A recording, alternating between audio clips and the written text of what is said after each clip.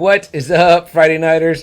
Welcome back to another edition, another episode of Just Another Friday Night.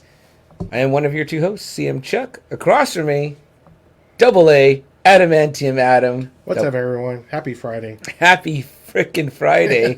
It was a hot week, Double A.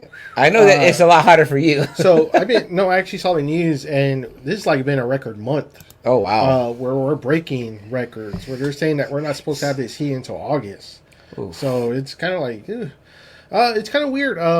It is hot, don't get me wrong. It's fucking blazing hot, and it feels like the sun is right on you. But I don't know, just really just stay hydrated. Wear hats if you need to, that helps. But I have been working with pants, with steel-toe boots, and 2 shirts. So, no, I mean, it's helped. It's fine, you know. It's just, I guess you just kind of get used to it, but just make sure you hydrate a lot. Absolutely. Drink a lot of Powerade, Gatorade, water, you know, and I think you'll be okay. I think, you know, we're tough. For those of you that don't know, we're in South Texas, in San Antonio, one of the hottest places I would imagine in the country. So, for any of our foreign listeners, you know, how are you guys doing in those parts of the world? But for us here, super hot right now, and I don't think any break in sight. So just like Double A said, stay hydrated, stay cool, get in some water if you can. That's just drink a lot of water and put her in her face. It helps. Trust me, it helps. Yeah. Don't do anything stupid. I mean, if you don't have to. I mean, don't go cutting the grass between 12 and 5. You know, jogging.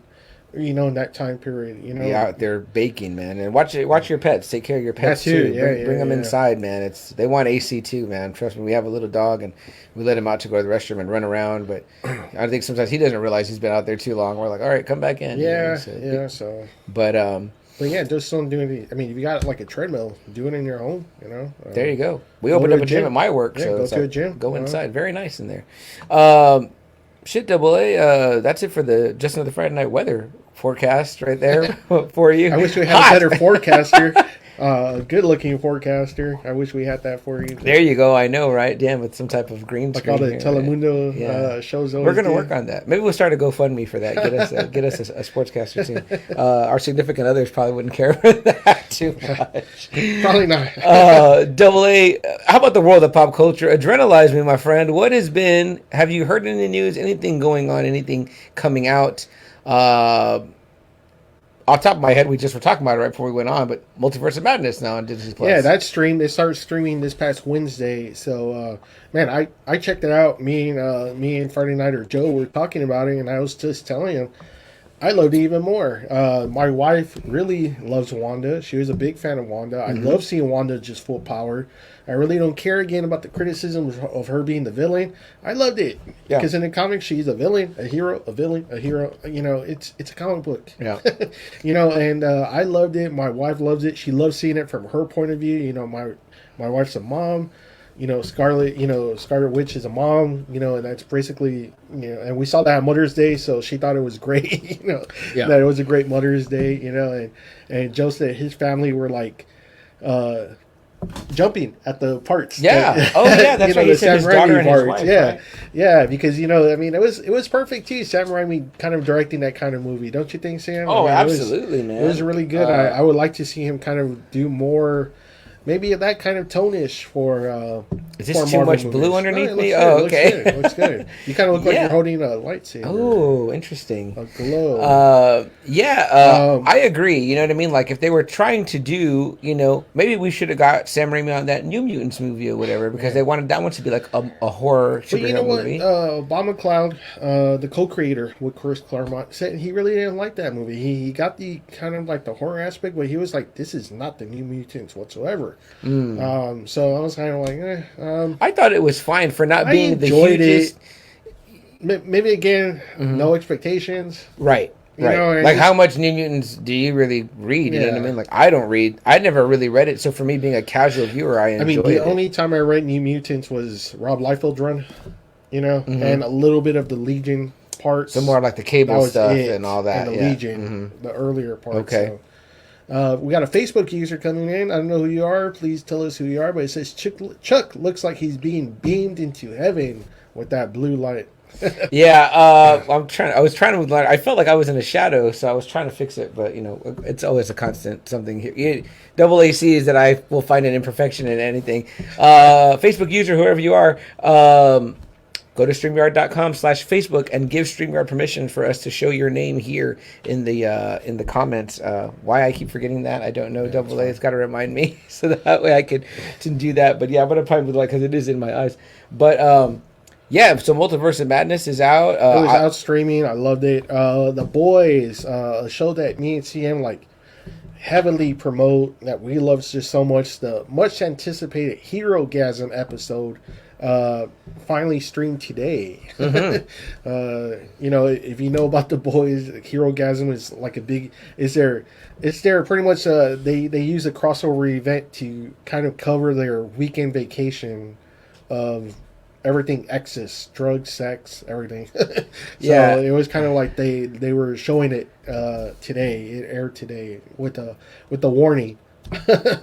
Not suitable for any audience. So that's a pretty firm warning right there, right? I mean, I got a chance to watch it because I saw how much they were promoting it. I was like, oh, this is going to get spoiled, Dad, if I don't. Again, I don't know, Sam, because I really don't see a lot of people kind of putting boys stuff on there, honestly. Mm-hmm. I think me and you are really the only ones that are championing it in our groups. Honestly, I hate to say what it is, Double A, but I really think it is because I think I've mentioned my coworker before, John, who said that he's like, man, I really love I'd never heard of Peacemaker, but I loved it, and mm-hmm. He's like, I like stuff like he started watching the Spawn one. He's like, I like adult type stuff. Yeah. He's been watching some of the DC movies on HBO Max, and I highly suggested The Boys, and he's like, what's it on? I said Prime, and he's like, I don't have it. I don't know a lot of people with Prime. So that's the thing, is that it's The Boys alone is worth the price of Amazon Prime, guys. Just 2 months. If you can just get it for like 2 months, you would not regret it. And if you're gonna watch something else with it, you can watch Invincible, and you'll be like, there's so many good things on Prime. Actually, there's a lot of good movies on there that you can buy, watch, rent. So Amazon probably is the best for that. If you're looking for a movie to rent an obscure movie, that's usually the first place I always go to when I know it's not going to be anywhere else. And you get Amazon Prime shipping free with it. So if you shop on Amazon a lot, you're going to get your shipping stuff for free, which is great. Me and CM just champion The Boys so much. Great show. I've gone on record myself saying that I think it's just the best adaptation from a comic book. Mm-hmm. That is just really that fucking good, and I think it blows the comics away. Honestly, I agree. It's the rare case, and it's by one of our favorite writers, Garth Ennis. So, I mean, there you go. I mean, like the man behind Preacher. It's different in so many ways, but it's the same in so many ways. Like, you can tell this is still like a Garth Ennis book. Mm-hmm. When you lose some of that, when you see some of these other shows, you lose some of that, writing.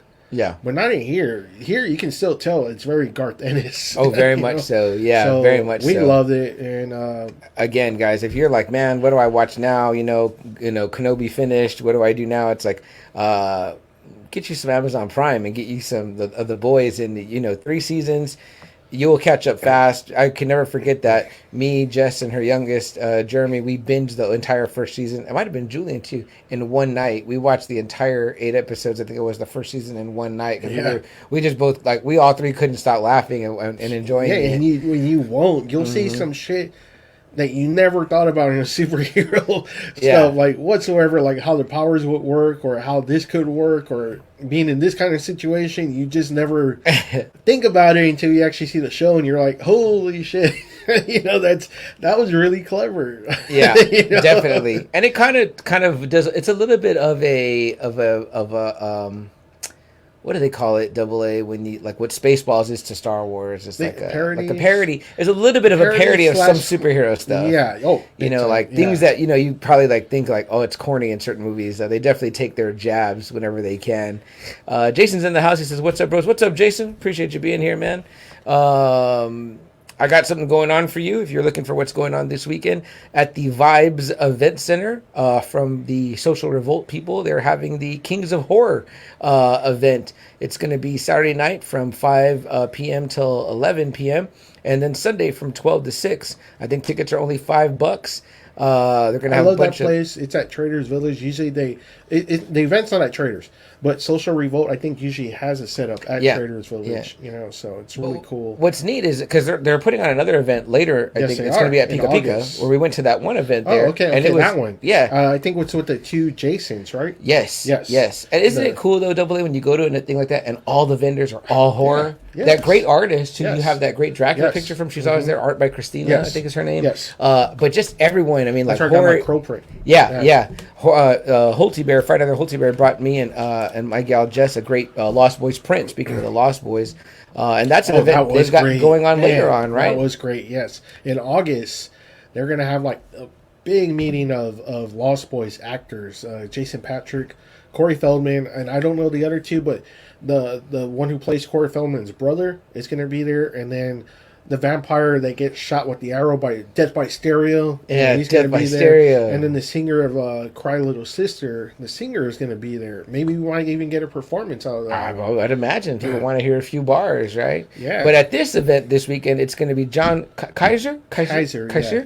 Which I've got a pleasure meeting when he was at Traders Village. Awesome dude. I was wearing my Walking Dead t-shirt, and he read it in the Crypt Keeper's voice. Oh, so, man, that is so cool. Rad. And he signed my Tales from the Crypt DVD.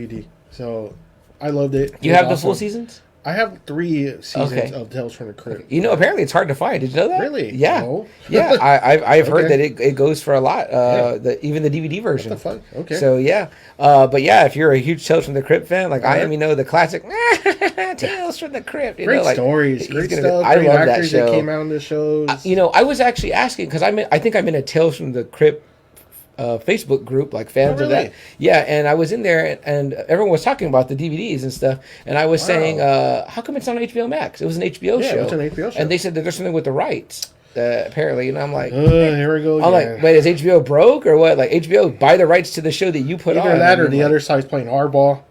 That's crazy. Like, I know that was one of the reasons why the Wonder Years went so long without DVD was because of the music rights. And all that shit. You know, I guess to pay and everything. Even WWE did that shit. Yeah. I don't know if you remember, but when they released like WrestleManias and SummerSlams from the 80s, they took off Jesse Ventura's fucking commentary. Really? So you're only hearing Gorilla Monsoon talk, and it sounds really bad. It sounds really awful. It's just Gorilla talking, and it goes quiet because that's supposed to be where Ventura's talking. And then Monsoon starts talking again. It's like, man, this sucks. The WWE couldn't have dubbed someone else and dubbed Vince. They were just being assholes. Put in Ventura's commentary. Golly, I know you hate the dude, but I mean, it sounds terrible. They didn't even do a good job at fucking doing that. They just took his commentary off. It sounds terrible. Wasn't there a thing too, Double A, where they had used Metallica like at the live event, but then on the release they took out the Metallica music? And the same thing with Hogan. If you see it, he doesn't come out like in Purple Haze. He comes out with some other shit.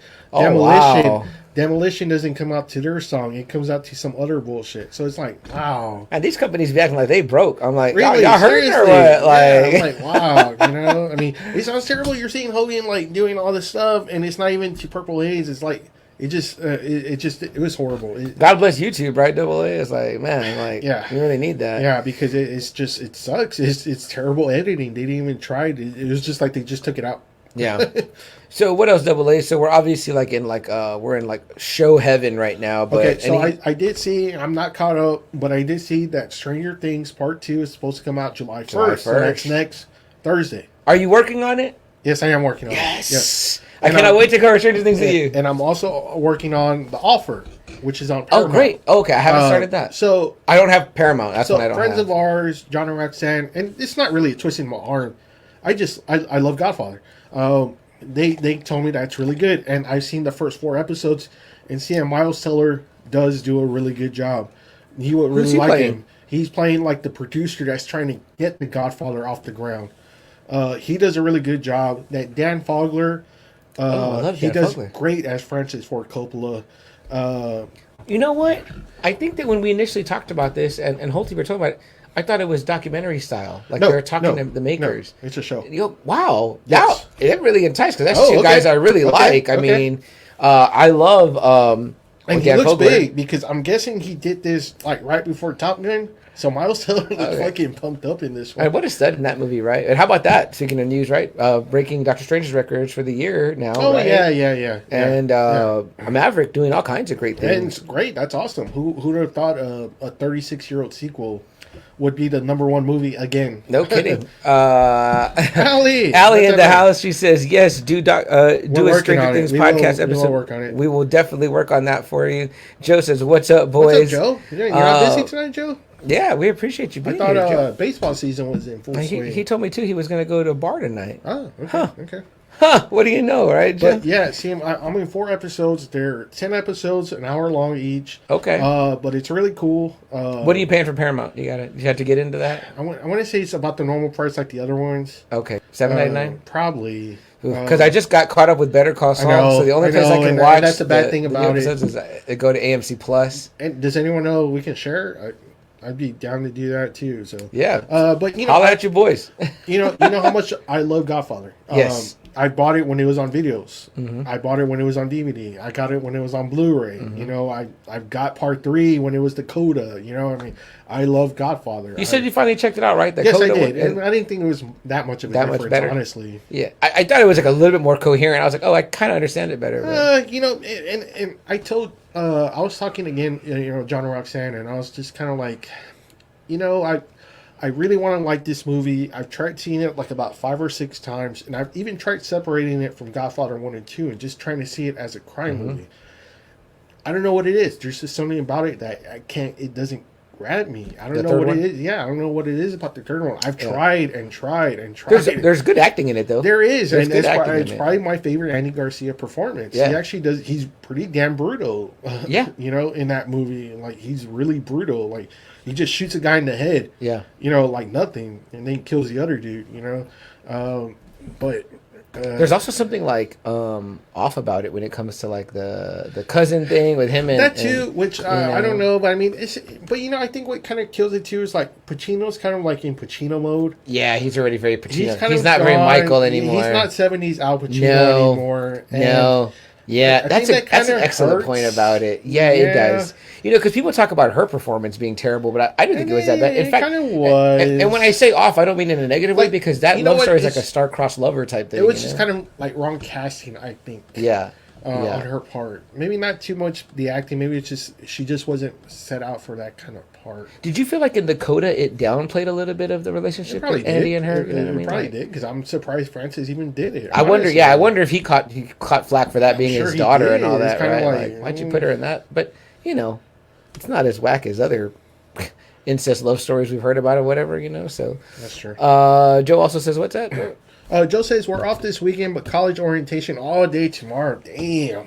Yeah. Well, all right. Paramount has SpongeBob, so you got to get it. Yeah, my nephew's been asking me that. And not only that, real quick, but I just saw. I wasn't really a big fan of theirs, but apparently that new Beavis and Butthead movie is streaming on Paramount. I'm a huge fan, so yeah, I'm down with that. I had to get the light out of my eyes, guys. I started to go blind. But the offer is really good. I think you would like Miles Teller's performance. He does really good. Okay, he does a really good job, and again, anything Godfather, I just love the Godfather stuff. So well, there you go, Holty Bear. You made a AA an offer he couldn't refuse, which was to watch the offer. I let him know earlier when I was watching it. Yeah. We had a chat about it too. So Allie was the I hope happy recipient of the first ever Just Another Friday Night podcast onesie at her baby shower this past weekend. So Allie, I hope that you'll post pictures of that soon, and then eventually your baby in the onesie.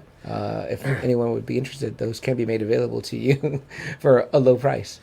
What else, AA? Anything in comic books that may have been of note this week that stood out? I just posted it today. Apparently, Chris Claremont is coming back. Oh, really? Write Gambit miniseries. So I was like, that's exciting. Wow, that's awesome. To write one of his creations, just a miniseries. So that's pretty cool. Very nice. Some more Miracle Man news. Apparently, finally, Neil Gaiman might be able to finish it, but it's going to be later this year. Okay. And they're doing a series of covers with him, yes, right? They are. Yeah, so they're really pumping it out. Nice. To really get ready for Miracle Man. And then I got some pickups. This issue finally came out. Apparently, this was supposed to have came out a long time ago, but it finally came out. The new Fantastic Four. I would maybe tilt it back a little bit. There you go. The new Fantastic Four. Let me see if I can get it here. Sometimes there you go, like that. Sometimes you catch it, you don't catch the light. So that's really awesome. cool. Who's doing this art? I forgot who did the art, but Alan Robinson. Oh, by Peter David. It's supposed to take place during that period. Okay, cool. When they got together. So, Great and then I had to pick these up because first off, I don't have the copies anymore, and I love the Bill Sienkiewicz art. God Loves, Man Kills. It's a little bit thinner. It's a little bit smaller than the regular size. Yeah, but I have like the magazine size one. Yeah, love the art. It's great art. And then trade paperback of the Dark Phoenix series. And again, it's Bill Sienkiewicz. Just really cool. His art really does kind of work well. You see that right here? See him? Oh wow, it that's just wonderful. Looks really good. He did the cover too? Yes, just on the trades. Oh, this is great. I wouldn't mind picking up this one. And then I finally got a really nice hardcover of the New Mutants. Oh, very nice. From issues 86 to 94. I really wish Rizzo was here so he can see this. I know I'll look into it later. It's from my man, Rob Liefeld. There you go. The Marvel Premiere Edition. Sam, I love these editions. I'm glad I'm able to find these. This was only $25. Not too shabby. It's pretty thick. It's pretty fat. I'd pay that it's for a hardcover. Yeah. So I mean, because the last hardcover I got, I kind of presented this I gave it as a present to my cousin Phil. But this is like so much nicer, I think, than the one I gave him. So I always like to see the art on the book. Unfortunately, I've yet to see like the next volume. Oh no! With the Deadpool. I've never seen Deadpools get made. I wonder why not. I don't know. Maybe there is, and it's just really hard to get because obviously it has Deadpools. Yeah. Yeah, there's guys like us. I think we just got to read the story. You know what I mean? Like we haven't read the story, so we're hoping to just And that's what I got these for. I have all these issues, but I want the trades so I don't have to read the issues anymore. And they go great in the shelf. You can just pull them down. And they are. And like I said, I'm trying to get this kind of volume. The Marvel Premiere editions, they're just really nice looking. They're great looking books. I think it's great. That's a really lovely edition. I wouldn't mind owning one of those. Yeah, because, these books are only just getting older and older. Those Dark Phoenixes are from like the early 80s. Mm-hmm. Even the Liefeld ones are from 1990. That's already 30 plus years. Yeah, so I'm kind of wanting just to kind of put those comics away and not touch them anymore. They're already brittle as it is. So, yeah. I'm just kind of wanting to stop with all that already. Yeah, exactly. It's true. It's always like, if you want to read a run, you got to like dig through, pull them all out. Yeah. I wonder how other guys do it. If they, do they just, your comics just collectible? Are they just there? You know what I mean? Like, I think we might have been some of the last guys who were still reading our comics, Yeah. Which there's nothing like that experience. Holding the book in your hand and if it's old, the smell of the paper, something really, which is always great. Yeah, there's something to that or whatever, Joe says, I think the Doctor Strange streaming helps got to focus in on some things like hearing the X-Men theme. Yes. You were just talking about that. Yes. How you were saying you were watching it in your home. And it just looks so much better. Yeah, it's like I really see the difference when the TVs like really sharpen it up or whatever. When you're watching it projected on the big screen, it's nice to be on the big screen, but it's just not, the colors are just not as vibrant as these TVs now. And my TVs are older. I can imagine if somebody had a really nice like 4K TV or something like that, it probably looks really crisp.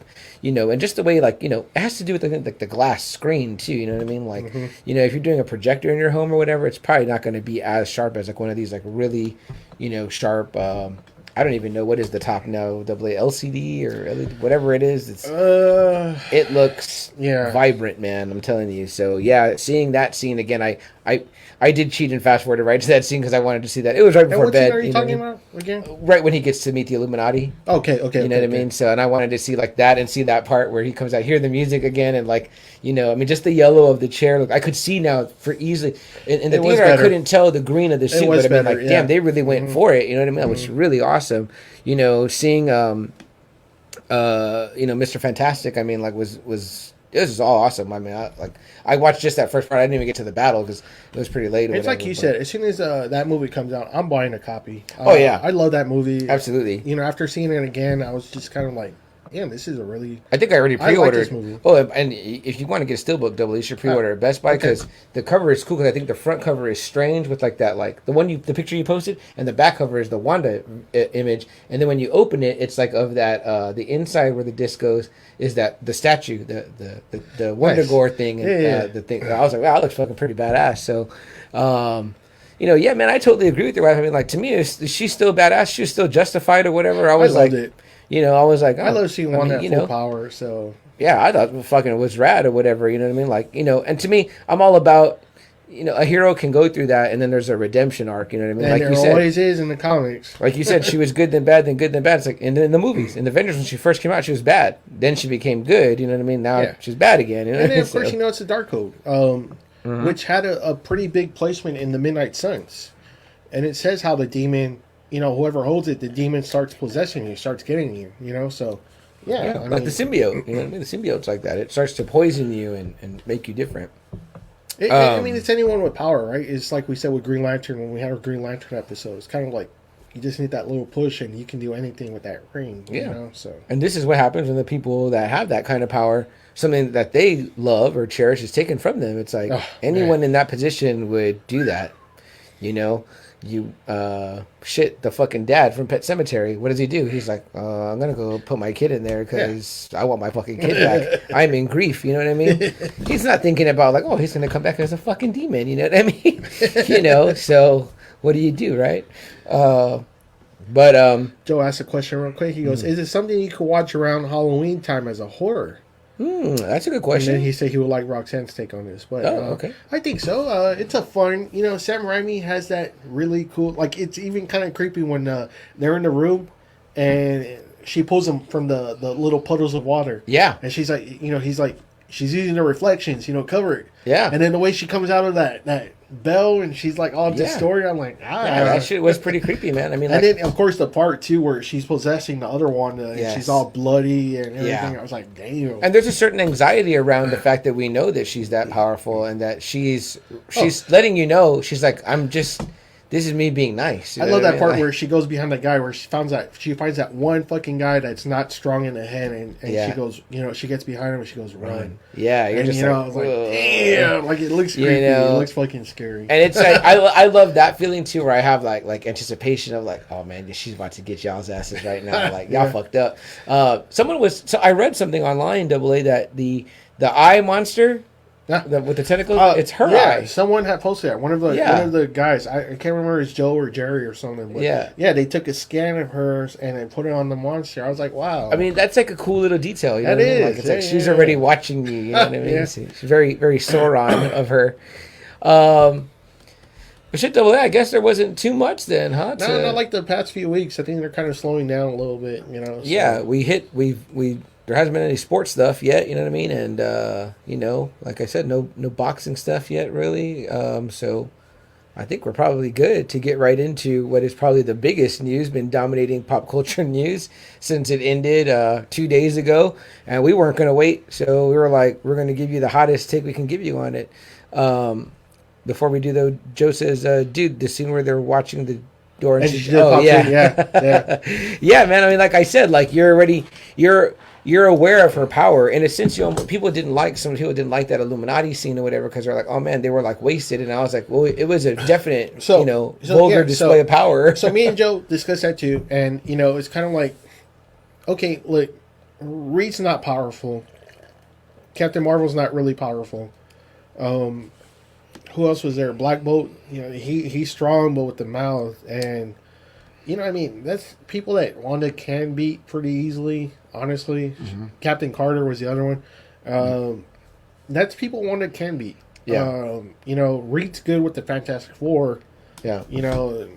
So I mean, people forget like Captain Carter, Captain America, same thing. It's like if you happen to get off a shot and a headshot on them, it's like they're not bulletproof. I mean, it's like they're gonna get killed. Yeah. You know what I mean? So I mean, I told Joe too. I was like, there's a lot of the multiverses where that other character always dies. That other Captain America does die. That other Superman does die. You know, but it's always the one that the major continuity, are the ones that don't die. It's always the other universes that die. You know what I mean? Like we've seen Superman die from other multiverses. Oh yeah. Flash we've seen Flash die countless times, you know. So, but it's never been like the main one, you know what I mean? So right. But yeah, man, if you guys haven't checked out Multiverse of Madness, you were waiting. It's streaming. Streaming now on Disney Plus, man. Part of your package already. So go give it a watch and tell us what you think. But without further hesitation, let's see. Oh, there we go. Joe's got it. No, I didn't, Joe. Joe likes to get him in. We appreciate that, Joe. So without further ado, guys, we're gonna get right into the man of the hour, the man of the week. Some would say polarizing this show, Double A. You know, that's just the usual bullshit. But I mean, this kind of just reestablished this character as again one of just the best characters in the Star Wars universe. Absolutely. And guys, if I think it's kind of a redemption too for the other guy. Yeah, a little bit. That was very polarizing back in the 2000s, the early 2000s. I think this series made people love him now even more so and want him back now as this certain character. And who are we talking about this week, Sam? That's right. The man of the hour. If you have not seen it, guys, be prepared. There will be nothing but spoilers for Obi-Wan Kenobi, the Disney Plus show. 6 parts, guys. I mean, man, you know. I was all for this. They had mentioned this years ago. At first as a movie, but when I guess like Solo and the other ones didn't really do well, they decided to make it a show, which I was kind of like, you know what, that might be even better. 6 episodes, 6 hours. That's almost like 2 movies. Yeah, Obi-Wan, you know. So I mean, you know, I'm on board. You know, they signed pretty much everyone they needed to sign. Absolutely. And we got more surprises at the end than we thought was going to happen. Absolutely. So. We're going to talk about it as a whole, as a series or whatever. There was things that I know people loved, people hated. There were even a few things, maybe a very few things that I didn't like or whatever. But, you know, overall, I loved it. I think this is a great addition to the Star Wars legacy, especially these characters. This is probably the most heated rivalry in Star Wars. Yeah. Especially now that they added this show. Oh, yeah. Now we got even more layers of that fucking rivalry. Right. You know, I was like, holy fuck. And how about what previously Double A was maybe considered as a guy that was like, we were only getting to see a little bit of every now and then. You know, in episode 3, we see a tiny bit of Darth Vader. Then we don't get any more Darth Vader until, Rogue One? Rogue One. You know what I mean? Rogue One, which is a great moment. It blew everyone. If not the greatest Vader moment. At the time that we thought. Right?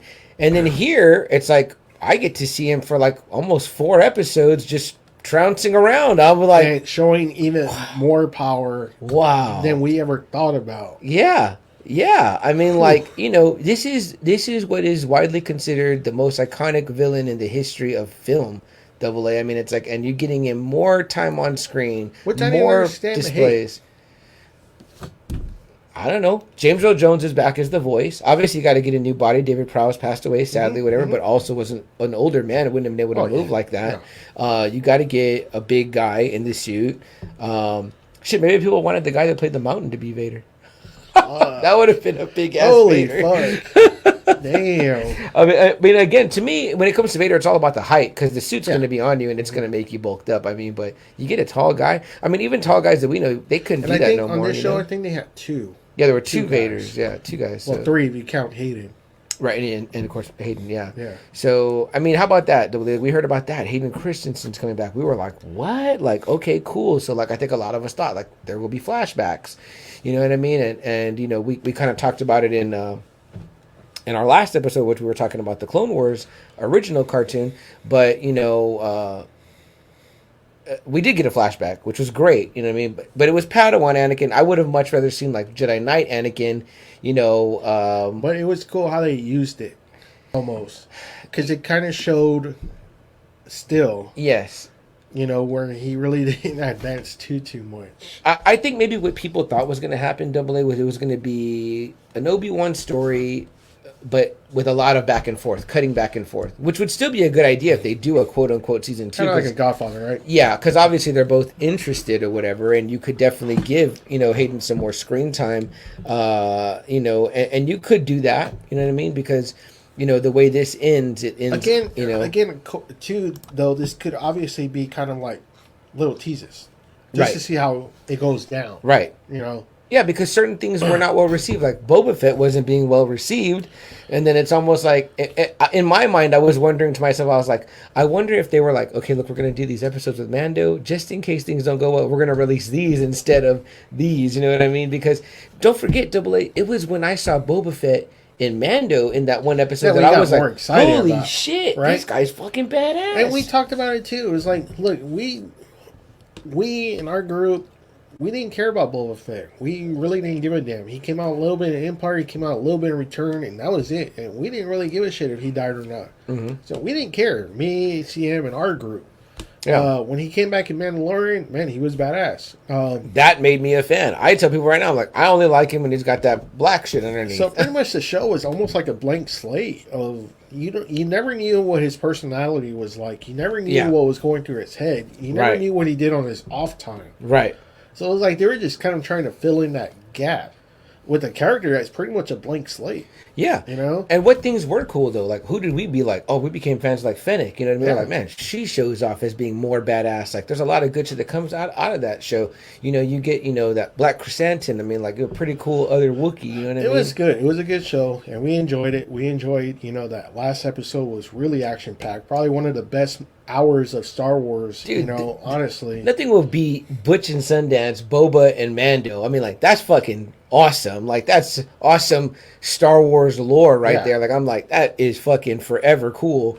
But moving into this one, obviously, we both have a deeper vested interest. So now this is kind of like the heavyweight storyline of the Star Wars universe. Your number one favorite Star Wars character. Yeah. My number two. Yeah. You know what I mean? You're talking about the storyline, the main storyline of Star Wars. Obi-Wan Anakin, Obi-Wan Darth Vader. I mean, it's that high up. Yeah. We're not talking about the trenches. We're not talking about, the side parts like Mandalorian and Boba Fett. I mean, we're talking about the whole storyline right here. Mm-hmm. The Skywalker storyline. Absolutely. And, it just, it got off. The first two episodes were pretty rocky to, I guess, a lot of the people. Yeah.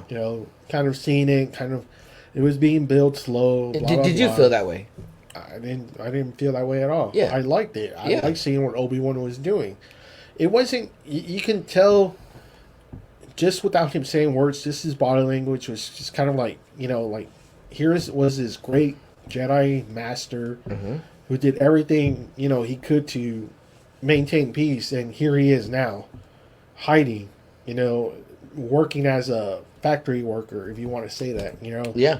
And just kind of just trying to keep that promise to, keep an eye on Luke, and that's about it. I mean, he's a broken man. He saw his Jedi Order, fall, get murdered,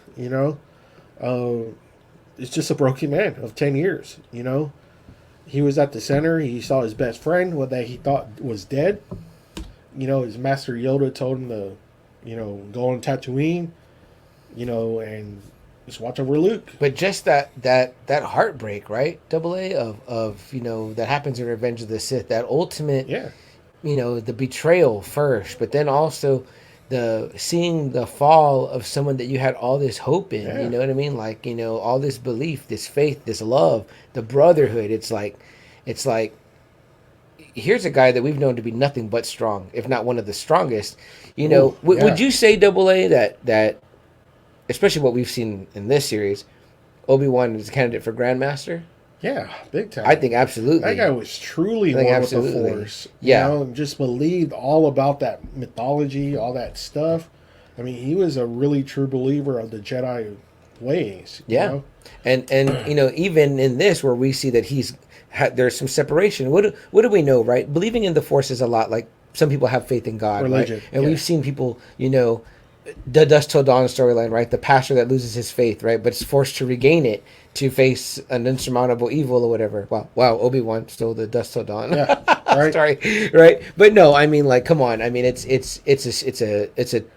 story that's happened in many things. I mean, It's a Wonderful Life, right? The guy's lost his faith in kind of humanity in a way, right? You know what I mean? And he regains it, Scrooge, you know what I mean? It's like, now I'm in the Christmas mode, right? Where's Jerry and Anthony when I need them? But yeah, I mean, like, so, okay, for me and you, this is like, one of our top guys or whatever, you know what I mean? It's like, we're seeing him like at a real low, but unexpected low, because it's like, most people wouldn't come back from that. I mean, like, that's like, I mean, like a son. It's a brother, but it's a son too. It's just sad, but you fought wars throughout the universe, and you kind of learned that it was one man that was pulling the strings that created a war. It wasn't a war that was just. It wasn't a war that was, it was one guy that pulled the strings here and pulled the strings over here to get rid of all his enemies all at once. So when both sides were at their weekend, he would just swoop in, and destroy everything that was left. So let's talk about that real quick, Double A. Like, you bring it up to another point that I hadn't even thought about yet. But, of course, the Anakin loss is huge, right?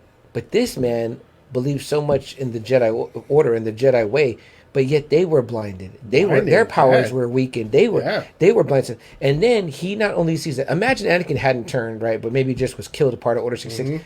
It's still the fall of the Jedi Order, the destruction of your way of life, the things that you believe in. That's what I'm saying. The Emperor did really good. And you're like, damn, we can see the future. We can see shit. We can do all this stuff. And we didn't. We were totally blinded by the dark side. Yeah. The Emperor played both sides to where they would wipe each other out, and he would just swoop in and take over. And that's exactly what happened. Yeah. So that's a deafening blow. Imagine your whole faith is shaken and unhinged. I mean, like, again, I come back to faith so much because it's like, religion, because there are, comparable comparisons, between, religion and the Force and things like that, and the Holy Spirit and and organized religion and the Jedi Order. It reminds me of that episode of The Simpsons, right, where they're like, I forget what happens, but they're like, oh, here, Flanders, a mathematical equation that actually proves there was an existence of God. And he's like, that can't be right. And he's like, yeah, he looks at it and he's like, oh, shit. Then he like wipes it and lights it on fire or whatever. He burns it. He's like, we'll never talk about that again. Yeah. When Homer gets smart. Yeah, when Homer gets smart. Yeah, that's what happens. Yeah, and so it's like, again, it's like, this man wasn't, it's a joking, look at it, but it's like people are not going to have their faith,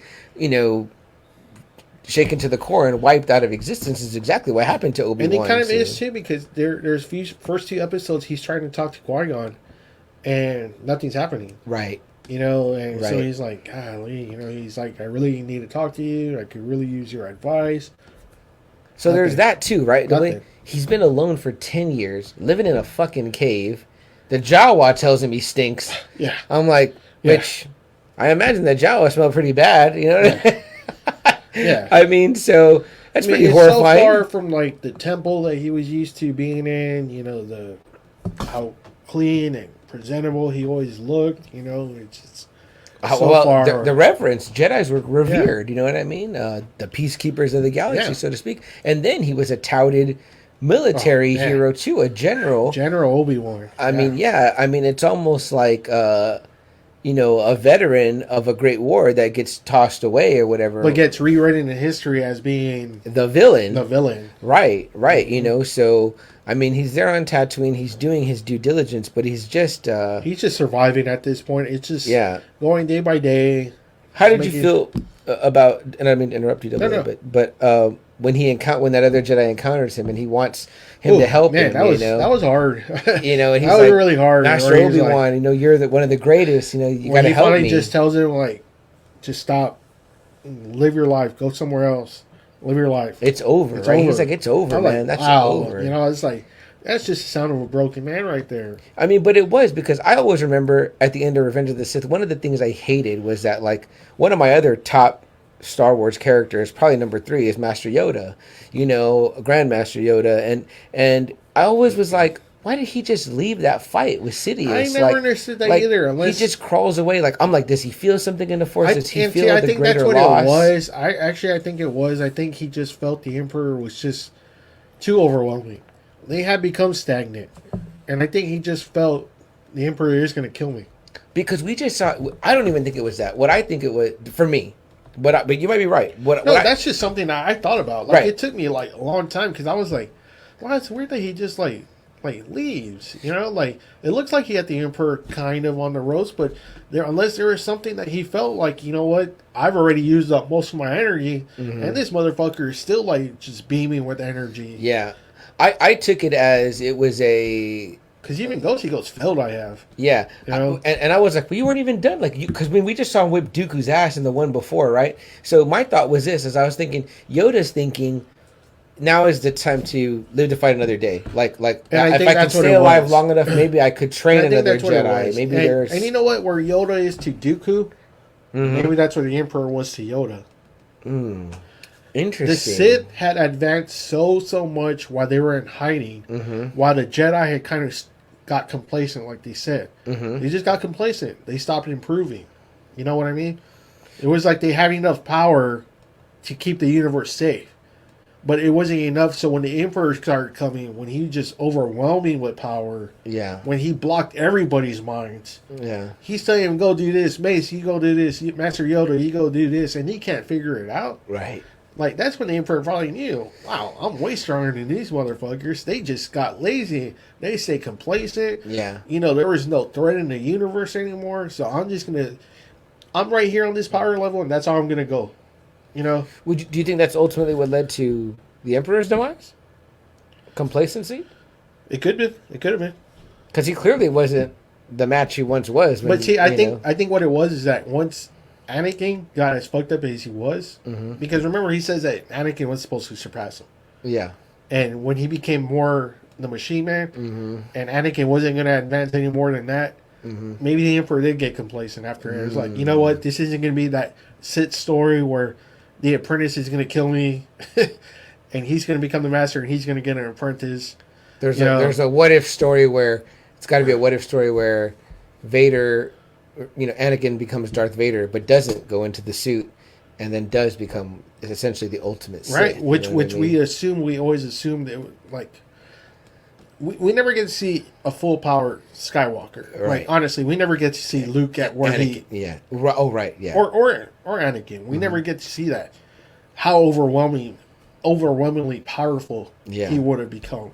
And sometimes it's interesting because we see Luke, right, like in the Mandalorian season 2 at the end, right, and we're like, wow, that's amazingly like an amazing Luke right there. But we're also telling ourselves too, it's like, well, he's still against machines. Sometimes your test is when you're up against another force wielder, saber wielder. You know what I mean? That's when you get to see. Double A. Okay, so also introductions come out in this first couple episodes of Obi-Wan. Again, 6 parts on Disney Plus, streaming now. Go watch it and treat yourself if you love Star Wars, even in the slightest way. You love Star Wars, Darth Vader, Obi-Wan. I absolutely loved it, and I highly recommend it. Would rewatch. Watched every episode twice. Double A, I don't want to speak for you, but I'm pretty sure. I've already seen it like 2 or 3 times. Yeah, it's fantastic. I mean, we're gonna just gush the whole time. But some new characters introduced, but some not new characters, but from the cartoon, but that maybe we didn't know. For one of them, the Grand Inquisitor, which everybody was like happy about. What did you think? I could care less about any of the Inquisitors. Okay. I thought they were just going to be in the way. Okay. Honestly, all of them. I thought all of them were just going to be. That's these guys. Yeah, they're just going to be fucking, in the way of Obi-Wan. Before he eventually gets to Vader. These are the sub bosses. Yeah, they're going to be those guys. So yeah, I do like when there's a good couple of sub bosses, though. You know what I mean? Like, when I think about it in WWE terms, it was like when you had the bad guys, you had Rick Rude, but you also had Jake and Mr. Perfect, and like the $1 Million Man. There was a couple of good mid-level bad guys. You know what I mean? So I like that. I like the fear they put into people when they land. That is kind of terrifying. Yeah, Tatooine's not used to seeing Empire.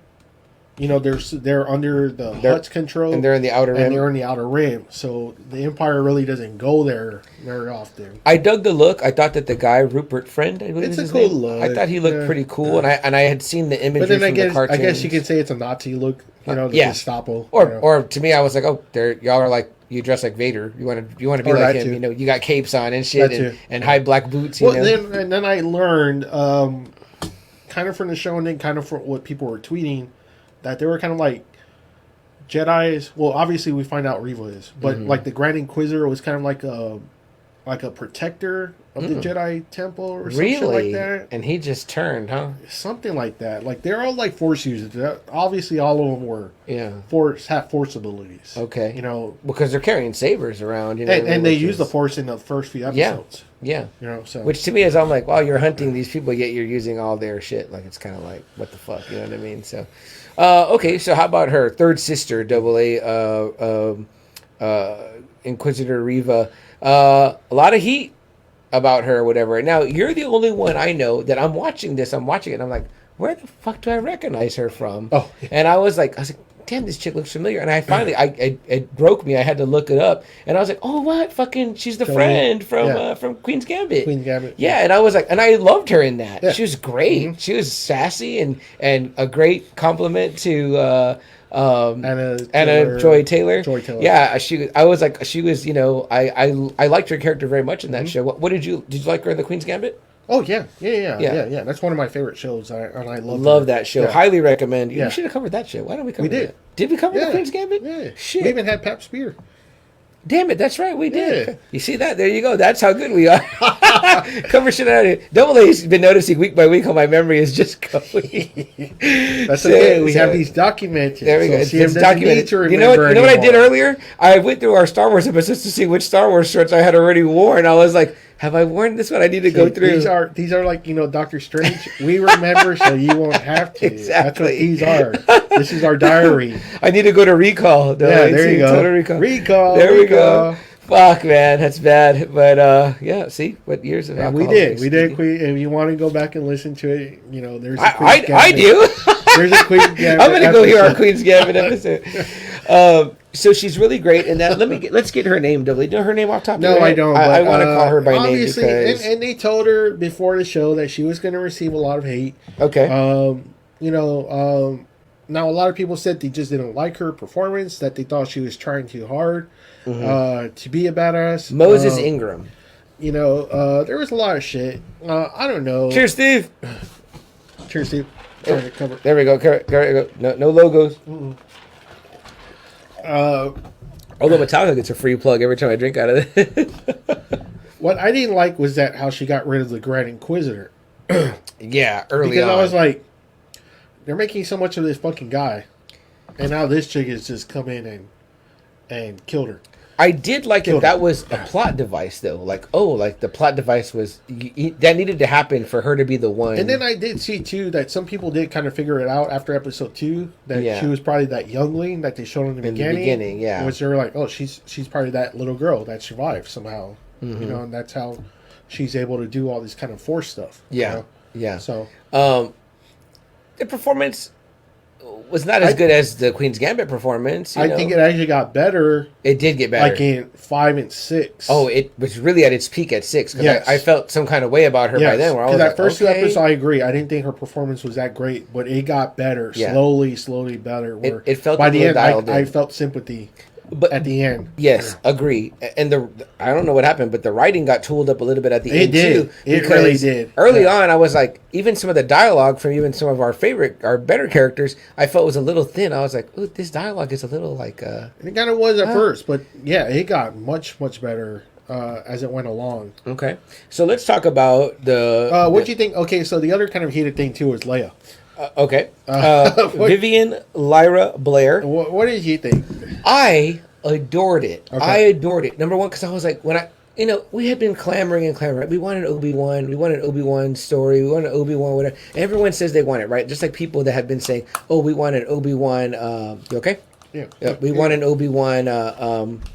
We want the Lando, Bucking story. And all they do is talk about like, oh, we want it to be like this flashback series with Donald Glover, and then you get Billy D. Williams, and I'm like, yeah, but what's the story? And I said this last week, but it's like, but what's the story? Because that's what you're gonna fucking hate on. We didn't know what we wanted out of this Obi-Wan story. We knew that it was gonna take place between obviously Revenge of the Sith and then A New Hope, but what was the story gonna be? And then here, it's a kidnapping, great story, and who do they bring in? Fucking Princess Leia. I was like, oh my god. They never really say that they didn't meet or whatever. I mean, like, yeah, there's no showing of them knowing each other. But then somebody brought up a really good question. They said, or answer. They said that in A New Hope, when Luke goes to rescue Leia, he goes, I'm Luke Skywalker. I'm here to rescue you. I got your Ben Kenobi. And she goes, Ben Kenobi's here. Like, she pops. Yeah. So he says that. So I was like, oh, okay. Well, shit, that kind of makes sense. There's a moment of acknowledgement, right? Yeah. I mean, it's even in the recording, right? Help us, Obi-Wan. Yes. You're our only hope. Yes. I mean, it's like, it's branded on my fucking Xbox that I have, whatever, my R2D2 edition or whatever. It's a very famous line. I'm not going to lie, Sam. I've grown to like the Leia character so much more than the fucking Luke's character. I love Leia more than Luke. Yeah. I would agree with you wholeheartedly, except for that The Mandalorian really did pump me back up for Luke. It really did, because of how Luke is going to end up. And how from the Last Jedi and all that. You hate those movies, though. And even, no. And even that last scene, even in The Mandalorian. Like, really, motherfucker, you're making this one pick. Whichever one you pick, that's you're going to be. Like, really, you can't let him have the fucking shield and the fucking lightsaber? I like what somebody said when they said, only a Sith deals in absolutes. Yeah, and then he sends him off by himself. Yeah. I was like, man, you can borrow my car, but I'm going to brood here for a bit. Hey, that's the beginnings of him turning that way that we see it. Yeah, man. Where obviously after Kylo Ren, he gives up. He goes into fucking hiding. Leia, all the way through the series, is fucking fighting. Yeah. All the way. Yeah, she is.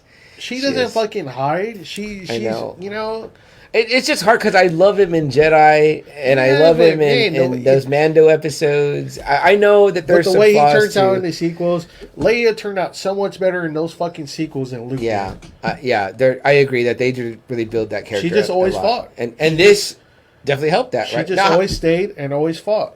We got some comments here. Let me see. Jerry House. Joe says, "Sorry, boys, had to bow out and had to finish." That's okay. No problem, Joe. We appreciate it. Dude, Obi-Wan versus Vader, Ep 6 was epic news. Absolutely, Jerry. We're gonna get there, man. We're just kind of going through the motions of some of the early things that we liked about it.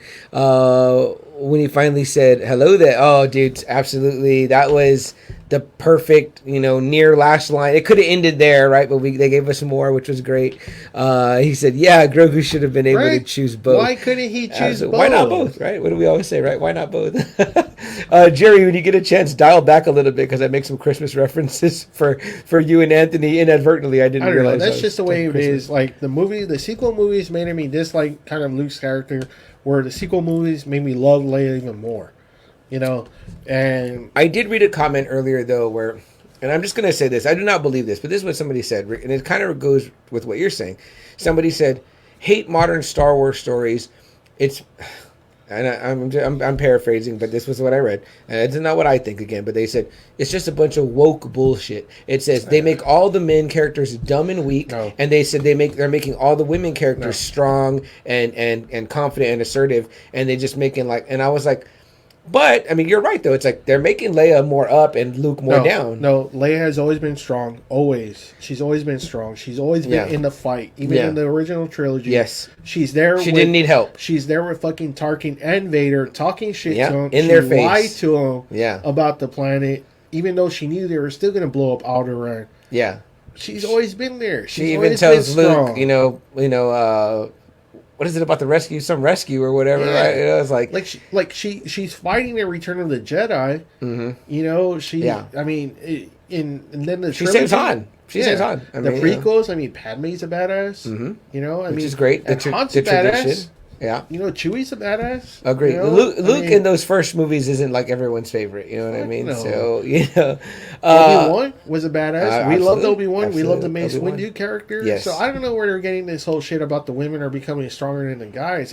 Star Wars has always been a pretty damn equal, honestly. I agree. I guess I just want to see Jedi women. Shakti. Yeah, Master Luminari. That great part that we talked about in Star Wars Clone Wars with Shakti. Oh yeah, she's majorly kicking ass. Yeah, Asajj. I mean, come on, they've always had a balance of women and men. I agree. This isn't some woke shit now. Yeah. No. Great point. And I feel the same. Again, I just wanted to see. Quaylen Voss was an African American. Yeah. He's been there, Yeah. We got to talk about. I guess I just want to see some more Luke and Leia twin magic. You know what I mean? I'm like, there's got to be some twin magic there. Are we talking about the boys? Oh shit! Not that kind of twin magic. Damn it! No, not that. That shit was fucking too weird. I was like, Why are you hosting this together? We're definitely covering the boys. Yeah, we're definitely covering the boys. You guys know we're gonna do that. So, Roxanne, you should have said hello there. Hello there. Hello there. May the force be with you, also, Roxanne. Roxanne, you have both of our hearts. Sincere condolences on your recent loss. And also, Joe has a question for you up above in the comments regarding what you thought about. Would you consider Doctor Strange being a Halloween movie? Multiverse of Madness. There it goes. Like, Roxy. would you watch it like during the Halloween season, the Doctor Strange Multiverse of Madness? He had a great comment about how his wife and daughter were jumping at the jump scares, and which made us both be like, man, awesome! Like that makes it a great, it's a Sam Raimi movie. You can't change that. So, but back to Leia and. Okay, well, number one. A lot of people were pissed off about Is it because it was Leia or the little girl's acting? Yeah. I think maybe the little girl. I haven't heard yet what friend of the podcast Anthony Caruso of Tis the Podcast thinks. I know he's a famous hater of kid actors or whatever, but Anthony hates a lot of stuff from what I'm learning. Anthony hates quite a lot of stuff. I think that's kind of his thing. But he's a Christmas podcast. And he's a Christmas podcaster. He can be very much in love with certain things, though. I've heard him gush. Batman for one, right? Who knew? Okay, but I loved her. Her performance to me was not overstated. I thought it was a very good, really shot performance. It got really low after those first two episodes. You really didn't see a whole lot of that energy. Yeah, right. Sure. After the first two episodes, it's a bummer.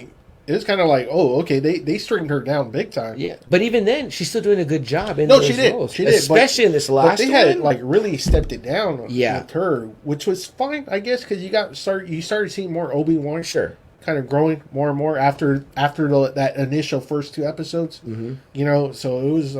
It's called Obi-Wan Kenobi, right? Some people were, what were they hating on the last time? Right? They were hating on. What was the last thing that came out? People were like, "Oh, it should have been called this, whatever." What, the Boba Fett, the Mandalorian? No, it should have been Mandalorian. That Mandalorian season 3. But I think too, some people were saying about Doctor Strange, it wasn't really there wasn't that much Doctor Strange in it. You know what I mean? So it was I thought he was in there quite a bit, but okay. I thought those. Yeah, to answer Joe's question, Rock says, "I think it could be considered a Halloween movie, a category I would consider baby horror." Okay, there you go. It's not quite. Maybe Army of Darkness. Army of Darkness vibes are definitely there, right? Especially with the more that one animated Strange Corpse. More that one, yeah. But, yeah. So I loved it. I was immediately surprised. I was like, "Oh, it's a Leia story." I was like, "That's cool." Which is cool because it was kind of a mission that Bell is pleading with them. Yeah, because we get that again later in episode 4. Yes, where he's asking for his help again. And how about the treats we already get? We finally see Alderaan. Yeah, we've only ever seen it fucking being exploded. Yes. Which was awful. Yeah. But more awful now that I see what a beautiful planet it is. And these people, the mom, you see the mom. Yes. You know what I mean? I was like, that hurts a lot more now. Yeah. A lot more, you know? What about our favorite California bassist? He shows up. Boom, boom, boom, boom, boom, boom, boom. I mean, just a great role for him. I'm like, dude. Fucking Flea is here, man. Yeah, I'm was great. I get Bill Burr in The Mandalorian, one of my favorite comedians. I get Flea here. That's one of our favorite episodes too, right? Oh, the Bill Burr episode. That's so great, right? Man. So great, man. And they call him Brown Eyes. Yeah. So we got Flea. I think 2 episodes. Yeah. Right. Yeah. He's there as this scumbag. You know what I mean? Great. Joe says he really liked O'Shea Jackson on the show. Yeah, no, it's kind of surprising. I didn't know he was on there. So yeah, I didn't know he was on there too. He was cast. Great job by him. He was wonderful. Hard not to see him as his dad. You know what I mean? Because they are they sound alike. They look alike. Holy fuck!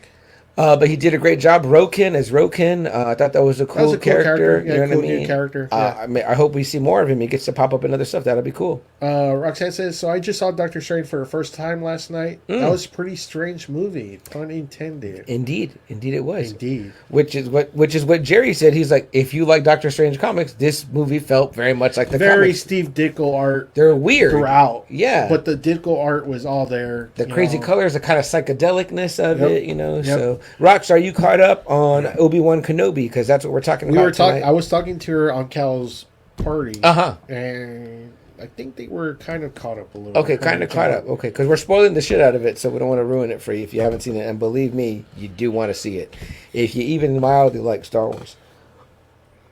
It gets. I mean, the intensity just goes up so much after the first 2 episodes. And yeah, it's fucking crazy. Yeah. So Reva at the end, the first episode, I believe, she pretty much tells Obi-Wan that Anakin's alive. He didn't die. He's Darth Vader. Mm-hmm. And kind of it came as a surprise to Obi-Wan.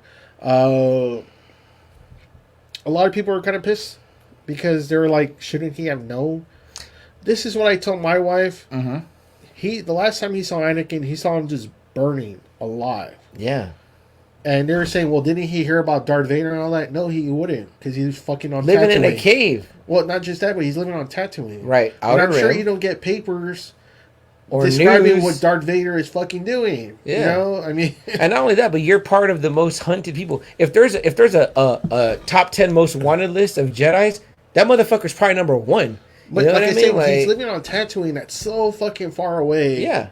From everything. And but also too, you're trying to live even on Tatooine. You're trying to live low profile. You're in a cave. You're not in some living accommodation. If he's hearing about someone named Darth Vader, he's probably like, okay. Yeah, he's not going to Mos Eisley to drink beers or whatever, drink blue milk, because he's like in hiding. You know what I mean? Yeah. Like, there's a chance that people run across you and they're like, "Aren't you Obi-Wan Kenobi?" You know what I mean? Like, it's like, fuck, he can't have that happen. So he's just like, does his fucking job and that's it or whatever.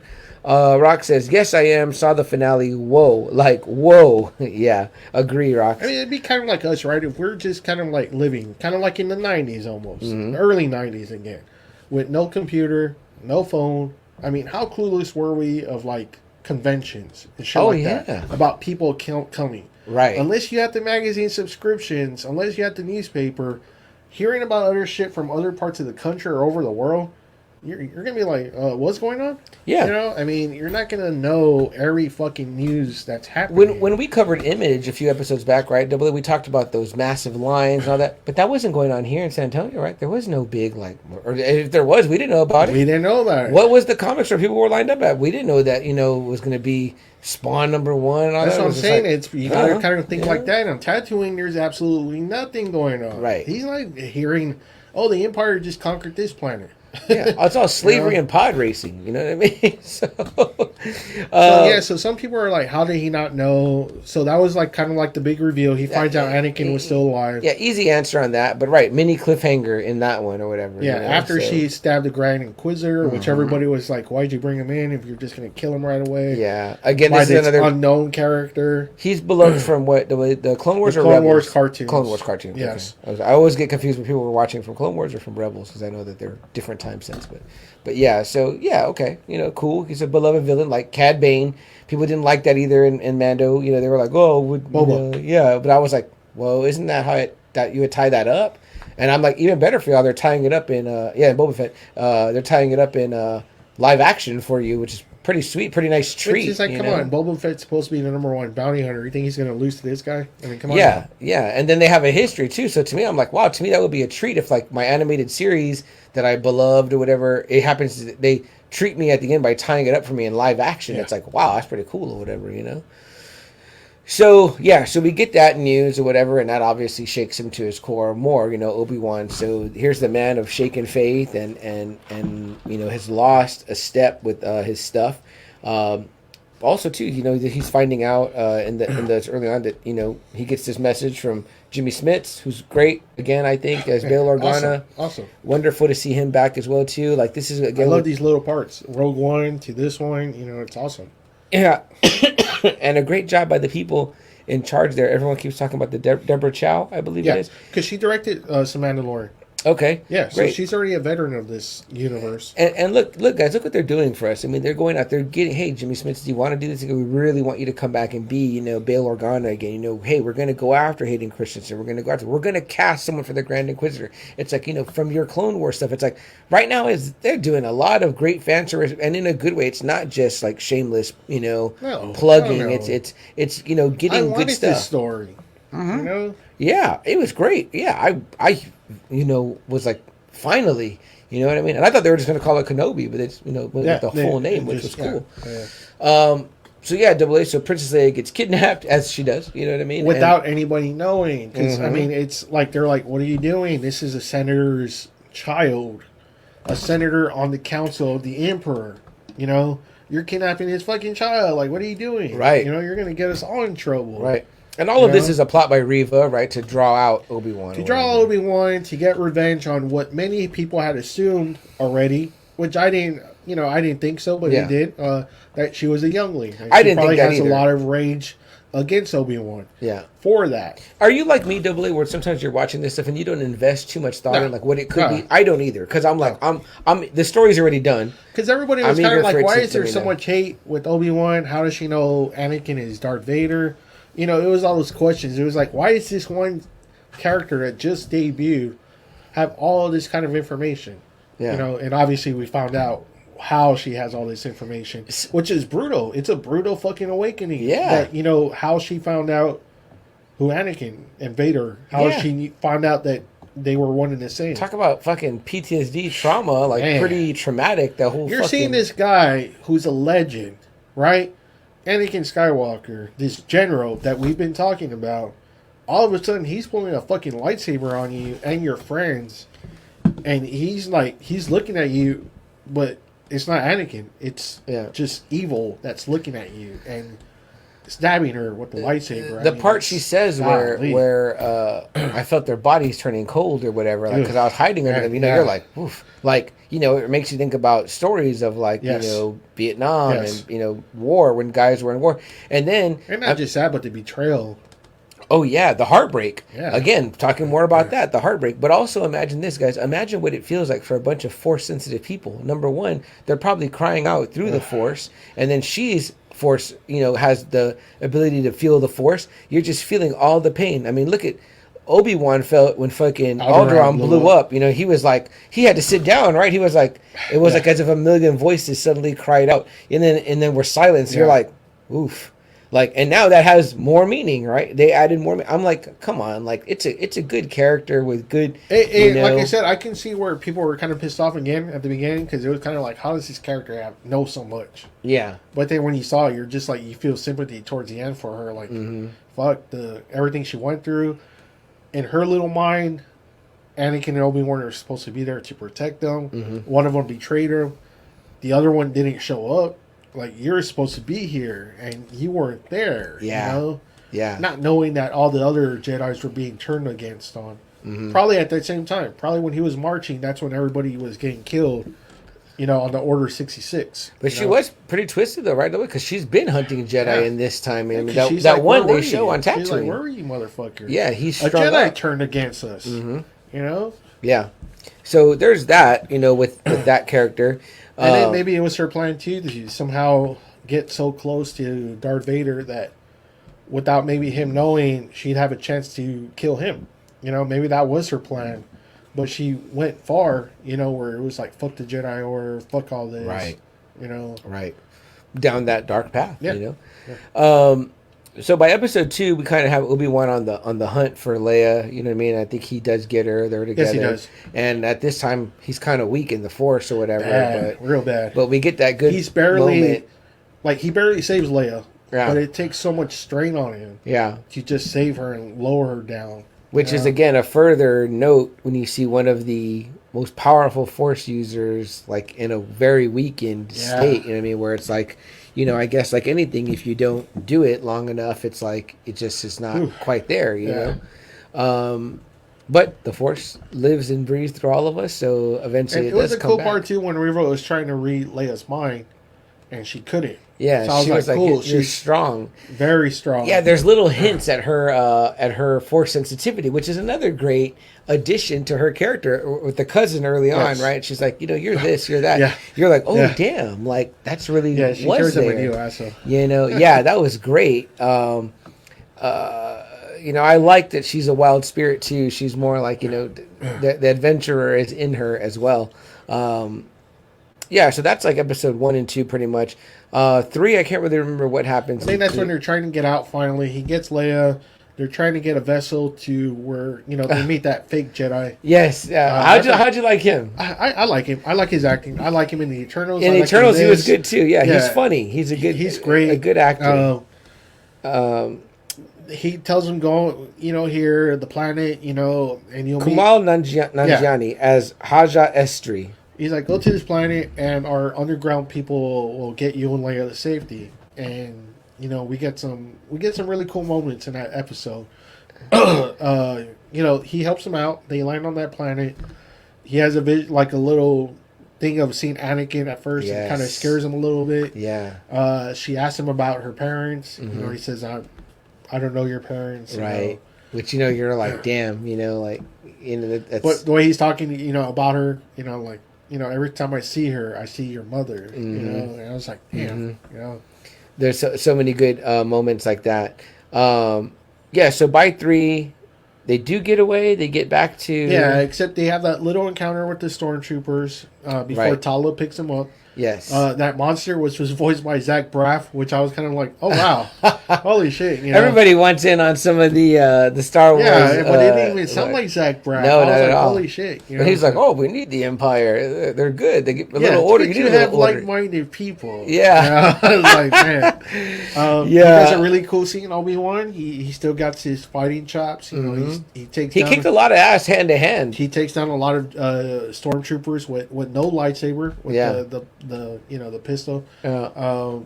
He meets Tala. Yes. An Empire officer who's leading the underground. And Game of Thrones alumni.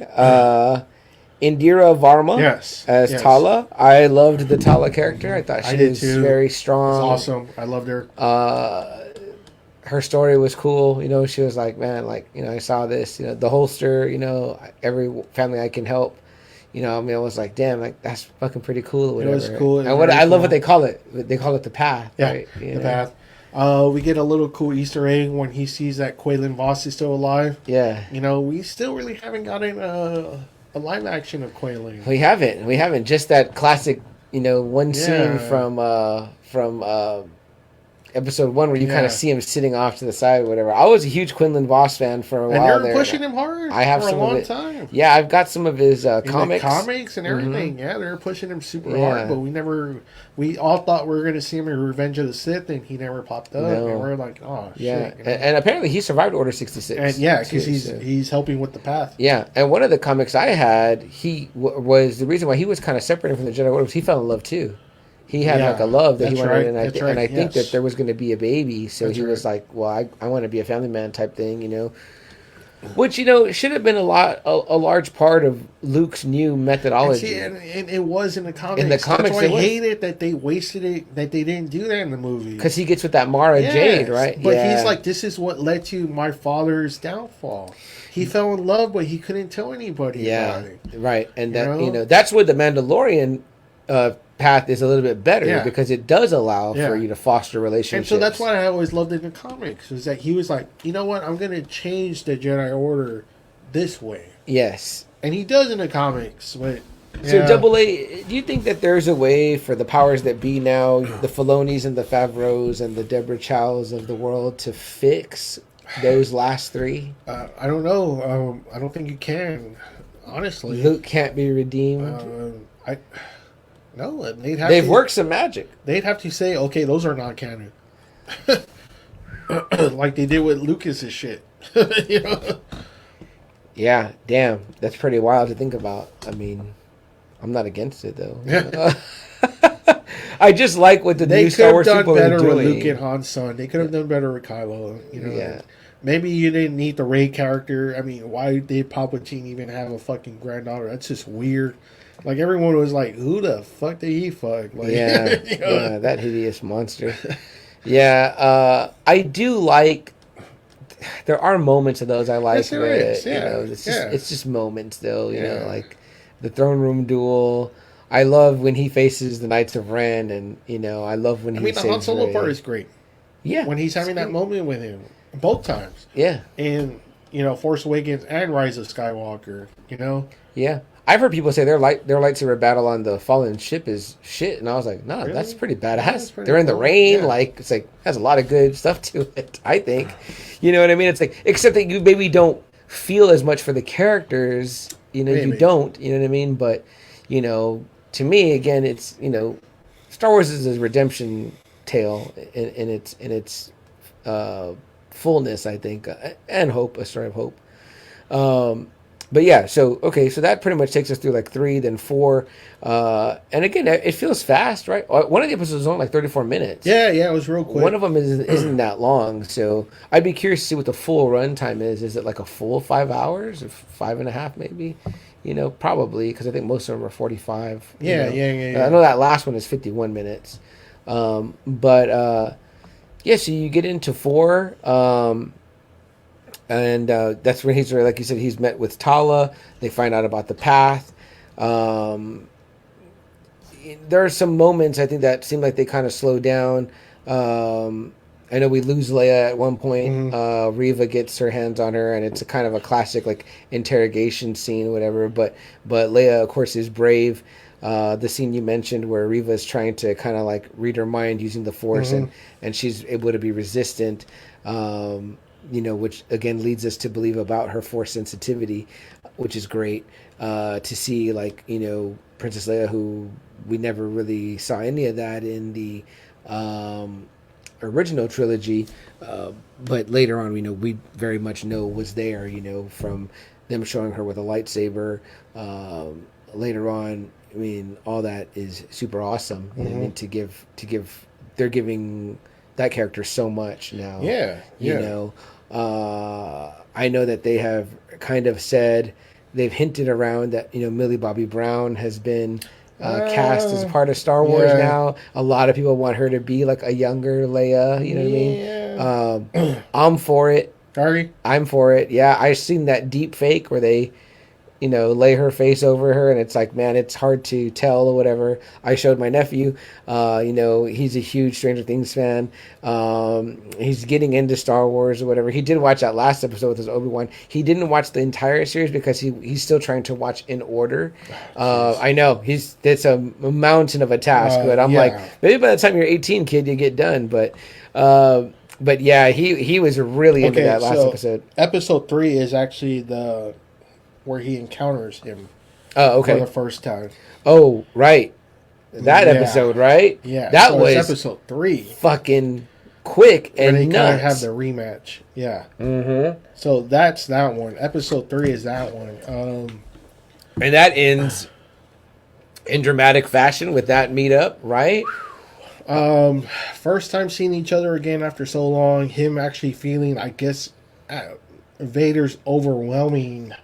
Well, Dark Side Force. Let's back up a little bit. Yeah, well, yeah, right, because he's walking through the town, and what is he doing, Double A? Well, not just that, but as soon as he kind of feels it, like Obi-Wan kind of like, it's kind of like, whoa. Yeah. Like there's something big coming. Mm-hmm. Like, holy shit, you know? He's about to get out. They're about to leave. They're about to get off that planet, and he feels Vader, and he sees him for the first time in a costume. First time. And everything goes quiet. Yeah. And all of a sudden, Vader is just walking through that village, and he starts just grabbing people, killing people just like nothing. Breaking necks with the Force. I mean, everybody. Men, children, women. He's killing everybody. A very brutal Vader at that moment. Double A, I don't know who was playing him at the suit at what times, but they got that walk down, right? Yes, that walk was a very Vader walk. I was like, holy shit, that's like authoritative. What do you think it was like, Double A, in your mind? I don't know if there's any interviews out yet. I've been watching some of the interviews with Hayden and Ewan. They've been great, but I haven't heard anything yet. But this is Ewan McGregor's first time getting to face the Man in Black. It was. Yes. How do you think he felt? What was that like? Awesome. That had to be awesome. Now he gets to share the screen with not only an icon of Star Wars or the icon of Star Wars. And I think that's what makes it so much cooler in the 6th episode when all that happens. But here... Oh, man. It's an icon of cinema. I mean, like, I've been a Jedi, I've been Obi-Wan all this time, but I never faced Darth Vader. Now you get to face like Darth Vader as we all think of him in our mind in the all black suit. Again, the man in black, you know, and not Johnny Cash, but the as they say in Chasing Amy, you know, blackest motherfucker in the galaxy. You know what I mean? So that had to be incredible. Incredible. Just be really cool. You know, you're face to face with easily one of probably the most recognizable characters in the world. Yeah. You know what I mean? Like Mickey Mouse, Superman, Darth Vader. You know what I mean? So that's fucking awesome, I think. But what do we get? Double A is a very different Obi-Wan. It's a very different Obi-Wan. He sees him and he kind of runs. You know, because he's like, I'm not ready for this. I'm not ready to face him. I'm not ready. I'm not even powerful enough to face this fucking guy. No, he knew with where he was at, his limits. And I would definitely say that in that fight, if we count that as a full fight, it's like, you know, Obi took the L in that one. He took the L big time. Yeah. That wasn't even close. It was nothing. It was just pure anger Vader just overwhelming him with the saber and the Force. Yeah, there's a lot of rage there. And then he, you know, the burning part, you know, where he chooses to burn him. I was like, holy shit. And the way he's just like holding him, he's just like if Obi-Wan's nothing. And then he just brings him down and starts dragging him through the fire. I was like, And why do you think Double A that he doesn't finish him then? I think because, one, he's probably like, I can't kill him this way. Yeah. It doesn't feel good. No. Yeah, I'm beating some fucking old broken man. Yeah, I need this motherfucker to get stronger. Like they can feel the Force in each other. He probably doesn't even feel. He probably feels like just feels like a little bit of fluctuations. Yeah. Like what the fuck is what this? What happened? Like this ain't the guy I fought like on Mustafar. Yeah. You know, when we were like sabering the shit out of each other. You know, I think he let him go. I really do. Absolutely. I think he was like, this motherfucker is gonna train now a little bit as much as he can. So when I see him again, I'm gonna fucking kill him. Yeah, like he wants to face Obi-Wan Kenobi, not Ben Kenobi. You know what I mean? Which he was clearly getting Ben. You know, in that moment. I mean, man, I think that anyone that loves Star Wars was watching that and was like, I was at the edge of the couch. I was like, I called my brothers right away. I was like, did you see that episode? I was like, holy shit, you know. There was so many moments, Double A, where I felt like I was holding my breath through it, and after it ended, I had to be like. Like breathe, like holy shit, man! I was like, that was fucking great. Like I was like I wanted to stand up in my living room and clap, be like, that's just who doesn't like this? Do you like Star Wars? Then you must fucking not like it, you know? Because I mean, that was an intense fucking episode. It was cool because we finally got to hear maybe like they're talking too for the first time in 10 years about everything, you know. And it's like, yeah, you know, finally. I mean, it's just there, like you said. It's great. That's pretty much how that one ends, I think. Right? Yes. He leaves him he sees him, you know, with that droid, you know, carrying Obi-Wan. Yeah, good droid. That was a good droid. Reva kills that pilot that was supposed to be taking all of them. Yes. So I heard some fans, like Star Wars nerds, like joking about that guy. They're like, man, this character's going to be like a figure and all that. He's going to be like, you know, R.I.P. to that guy or whatever. I'm like, yeah, they just called him by name and then he pretty much got killed by Reva, you know. Yeah, so, I mean, that was cool, you know, and then we kind of see where the Inquisitors kind of, I guess, meet. Right. You know, and they have Leia locked up again, and Obi-Wan finds her. He goes there, you know, because Tala still got her shape. You know, it's still active. That's right. She's still an active member of the Empire.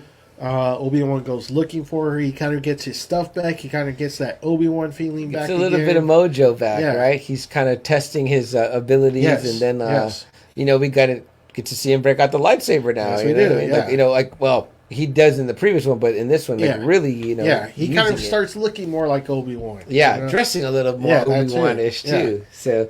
It's a great moment.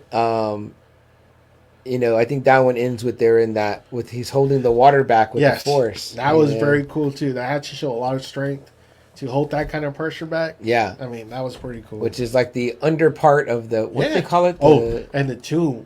That was pretty freaky, right? That was brutal. I was like, wow. They call it like the Inquisitorium or something like that. Some shit like that, but it's pretty much a room with Jedis. Dead Jedis. Almost. Dead Jedis, but they're like stuffed. Yeah. Like like they're just like that, like in some type of goo or something. Maybe. Yeah, I was like, know. whoa! I was like, that's, and they even have like a youngling in there. I was like, what the fuck? That was pretty creepy. Like, it was reminiscent to me of almost of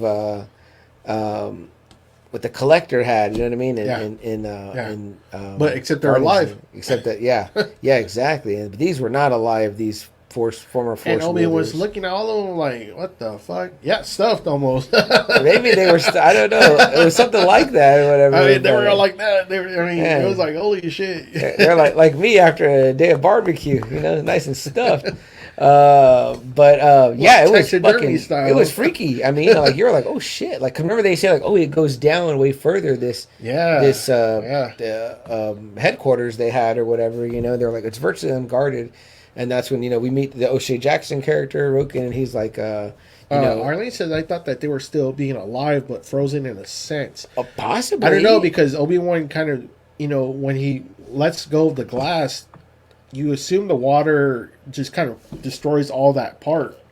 I don't know if he'd do that if they were still alive.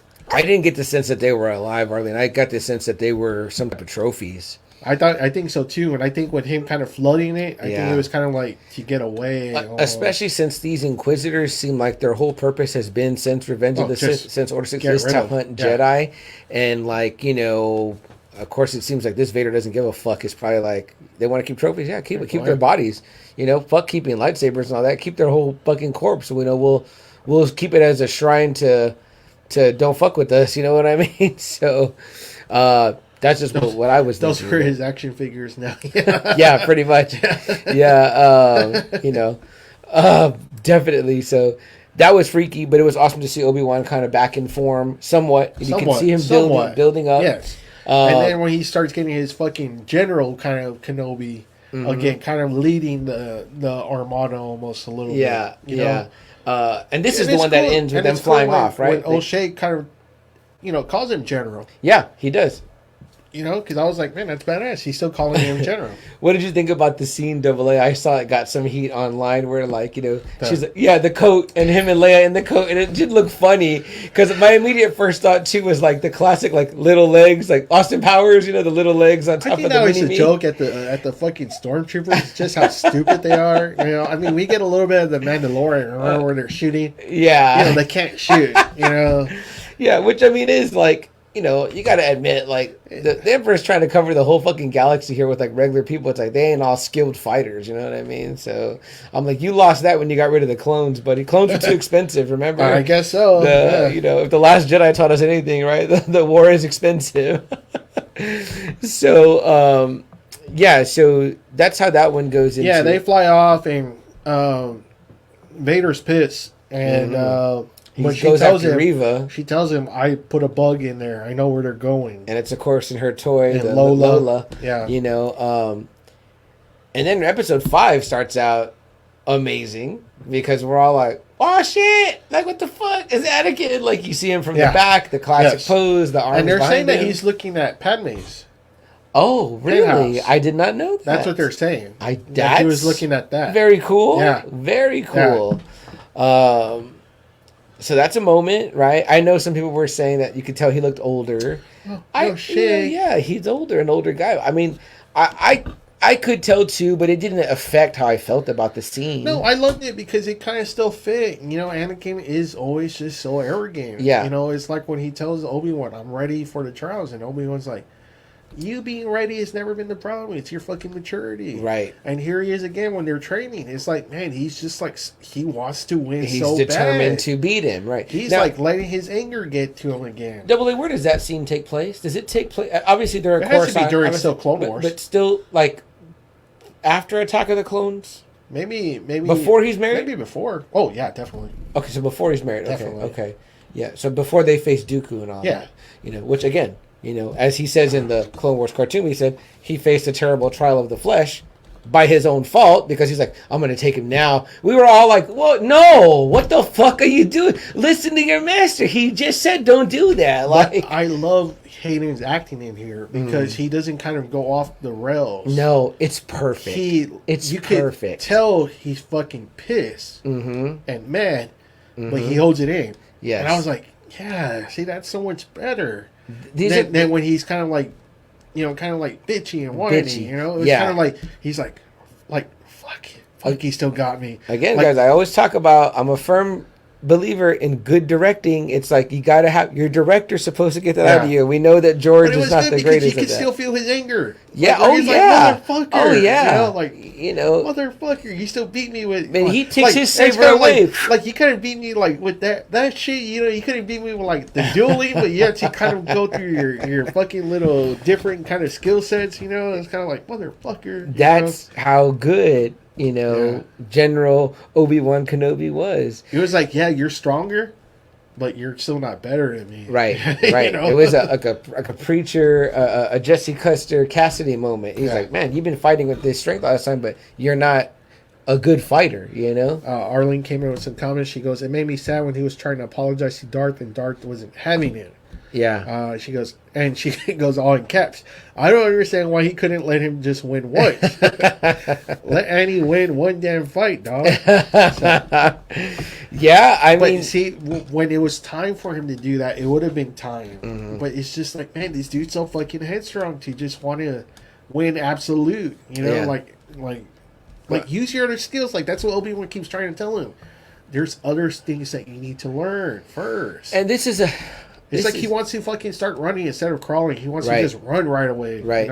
And this is what sucks about the Emperor's, the Emperor's full chess game or whatever. Let's just say that without the chosen one being found. Because I don't think that Palpatine could even have foreseen that Qui-Gon and Obi-Wan were going to pick up this kid on Tatooine. I don't think he even foresaw that. I don't know. But even then, once he saw or felt what this kid had, he started to work on that poison as well. And I think he was kind of gambling that it may have or may have not taken.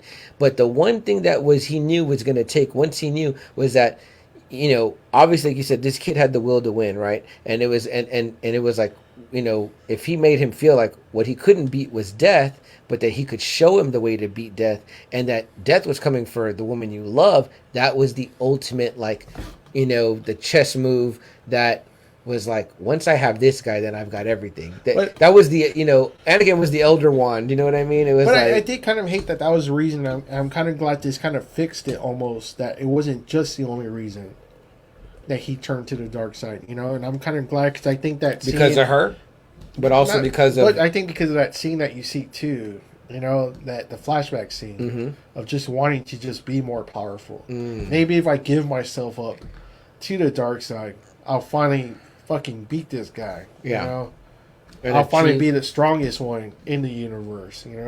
Interesting. That's an interesting thought. That's an interesting thought. Interesting. I like it. But great opening to episode 5. I think everyone was geeked to see Hayden didn't come back just to be kind of all in makeup and stuff like that. We got to, obviously he's in some makeup and gets his braid back, but they both looked great. Obviously, Ewan's in the wig at that point, too, or a little bit of the more Clone Wars looking hair, but great lightsaber duel between Jedi, Master and Padawan. It's fun, and he even tells him that, right? Too at that point, because he's not even a knight yet. I mean, he's not. He's like, you're still, Yeah, he calls him Padawan. Yeah, he's like, you'll remain a Padawan until you can get over that or whatever, which is but obviously he does learn that, and although it isn't a time of war, and, if we want to take what we talked about last week from the Clone Wars cartoon, into account that, Obi-Wan is who campaigned for him to get knighted, you know what I mean? And I very much like that to be in my own mind, my canon, my imaginative, way of seeing things play out. But, what else happens in that episode? But that's how it starts. So I think before, I think it was in episode 4 where he pulls down the fucking freighter with the Force. Darth Vader, I'm talking. No, that's in this episode. It's in this one? That's in the end, yeah. That's a fantastic scene. Yeah, but you're right, because by this one, they're in 5, they're already in that little holdup. They get, because remember now they're tracking them with the tracker. Okay. They get to that place. Obi-Wan's like, okay, how long to get people out of here? Then the Empire shuts down the door. Okay. And they can't get out. And he's like, okay, I'm trying to fix it. Leia's like, I'll crawl into the thing. Yeah, so then we find out about Reva then. That's where she kind of lets Obi-Wan know about everything. Because he's trying to buy them time. She even tells him, which is cool. I did like that. See, people were like, oh, she sucked. And I was like, no, that was good. It was good writing. When she's like, if this is your attempt at trying to buy time, it ain't going to work. You're like, okay, all right. He's like, all right. But then he's, again, now more getting in tune with the Force. He's able to pull that out of her, right? Yeah. And that's a great scene. It sucks that Tala dies. I really like Tala a lot. Man, I liked her too. What a great sacrifice, though. He didn't want it. She thermal detonator, which is a great callback. I was like, man, thermal detonator. Right when I saw it, that's when my mind was like, wow, like that's fucking cool. Like Princess Leia uses that later on in Jabba's palace. Like the Star Wars nerd in me.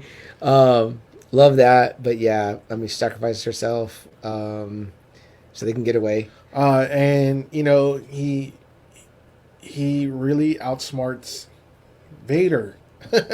Yes. Again, at the end of this one, the guys do such a great job, even with the body acting. Mm-hmm. That you can tell Vader's like fucking pissed. Like, this motherfucker got me again with this stupid little trick. Which is one of the things that David Prowse in the originals did so well. This is why George Lucas didn't need to add any unneeded dialogue, because there's so many moments where you can kind of just see the body. It's the body. It's just like crestfallen, like because they had just shown the flashback. And here he is again. He's probably like, it seems like he's thinking like, this motherfucker got me again with the stupid little trick. Do you remember in Empire? He fucking outsmarted me again. Do you remember in Empire when Luke lets go on Bespin? He just like lets go after he finds out all that. Yeah. His body's kind of like, oh shit. Like it's just his body where it's like obviously he's in the mask. There's no expression, but you're like, oh, we truly felt what you was going through right there. You know what I mean? Which is just like, like in Jedi, there's so many moments where it's like, it's just his body reacting and the mask has no face. It's emotionless, but you still feel it. You know what I mean? I'm like, that's perfect. Why George added, no, it's fucking beyond me, man. That's the most terrible shit. I need to check if my VCR works so I can watch those originals. But, yeah, super, super horrible on that. And they didn't need that in Revenge of the Sith. They could have just cut that out. But point being, I bet Lucas is crying when he was directing that. Like, oh man, this is so great. This is going to give me that Oscar finally. Like Martin does and Steven does and Francis. Yeah, exactly. This is going to give me that fucking Oscar right here. What's Arlene say there at Dolly, that last comment? She goes, I love how they ended the first series. Fingers crossed for more. Absolutely. With 6 episodes like the OG 6 movies, better than 3 Chef's Kiss. I agree, Arlene. We absolutely, like we said, we loved it. And we just came here to pretty much It was just a really good game. Good cat and mouse game for a while. Obi-Wan still had some tricks that, still surprised Anakin, so let's talk about that, though, real quick, Double A, because that scene... He's like, Obi-Wan's not going to leave these people behind, Yeah. And so he knew him, too. He was like, like, I liked that early on, when they were saying that. So that wasn't some of the trailers. They were like, the Jedi reveal themselves because they can't help but be Jedi. Yeah. Which I was like, oh, I like that. I like that. Despite that now... It hurts me to say... I do know that the Jedi are flawed. There was a lot of things wrong with them. There were a lot of things that they didn't get right. You know what I mean? But, I very much still, dig the Jedi Order, and for the most part, the things that they stood for. Me and you have talked before about like the different codes, right? There's the Jedi code and the Sith code, and if you guys want to, I highly suggest like looking them up so that you can read them. But I don't keep the Sith one in my in my phone, but I keep the Jedi code in my phone. The Force through strength or all that shit. There is no damn it, what is it? I forgot. Like I think the Sith one says that one. There is no evil. There's only passion or whatever, which is beautiful too in itself. But the Jedi one says there is no emotion. There is peace. Hold on. There is no ignorance. There is knowledge. There is no passion. There is serenity. There is no chaos. There is harmony. There is no death. There is the Force. So, like, I think that the Jedi had a good idea. And again, I can't read you the Sith one because I don't have it on me. I can look it up, though, Double A, if you want. You've got the... Oh, there you go. There it is. Right out of the Sith holocron there, Double A. For our audio listeners, Double A reaches for the book. Arlene also says, laughing my ass off, better than 3. That's the old school emojis of a heart. Silly nerd. Oh, shit, sorry. Yeah, we are definitely old school. The old school heart. Yeah. Excellent, Arlene. Good pull. Thank you. See, for us older guys here. But yeah, so this pretty much last scene in episode 5 got a lot of attention from the Star Wars fan community. They started to reference Star Wars The Force Unleashed games. I played through the first one and the second one, I believe. Second one was a lot shorter. Both lot of fun games. These games are now considered not canon. The character called Starkiller. Oddly enough, later on, they called the base in the new trilogy Starkiller Base. But Starkiller was supposedly the secret apprentice of Darth Vader or whatever. And when you're playing this game, you play as Starkiller. And this guy has some powers, man. I mean, he can do shit that you're kind of like, man. And I remember playing it with Double A's older brother, Will the Thrill, former alumni of this show, his middle brother. And Will says the way they make this guy in this show is the way that Anakin at full power should have been. He does this move where like he's surrounded by enemies. He can kind of like rise up in the air and like explode the force out of him, and it just knocks all the opponents back. He can do the force lightning. He can do, take control of your mind or whatever. He can do a lot of really cool shit. But there's a really awesome part of the game, and when you're playing the game, you have to do it where this Star Destroyer is pretty much taking off, and he pulls down the Star Destroyer or whatever with the Force, and it's cool because you're playing the game and you're playing it, and both of his hands are, and you've got to be like tapping the buttons or whatever you're doing, and your controller's shaking or whatever, right? So you're like, oh shit! So you're like, and you're trying to like pull the thing down or whatever. So in this final scene, right, Double A, it's like they're taking off, right? Like, that Obi-Wan's got everyone in there or whatever. He goes in to get Kenobi. He sees the stormtroopers are down. He's like, this motherfucker, you know what I mean? Like, he's like, he doesn't care. He's on a path. The ship takes off.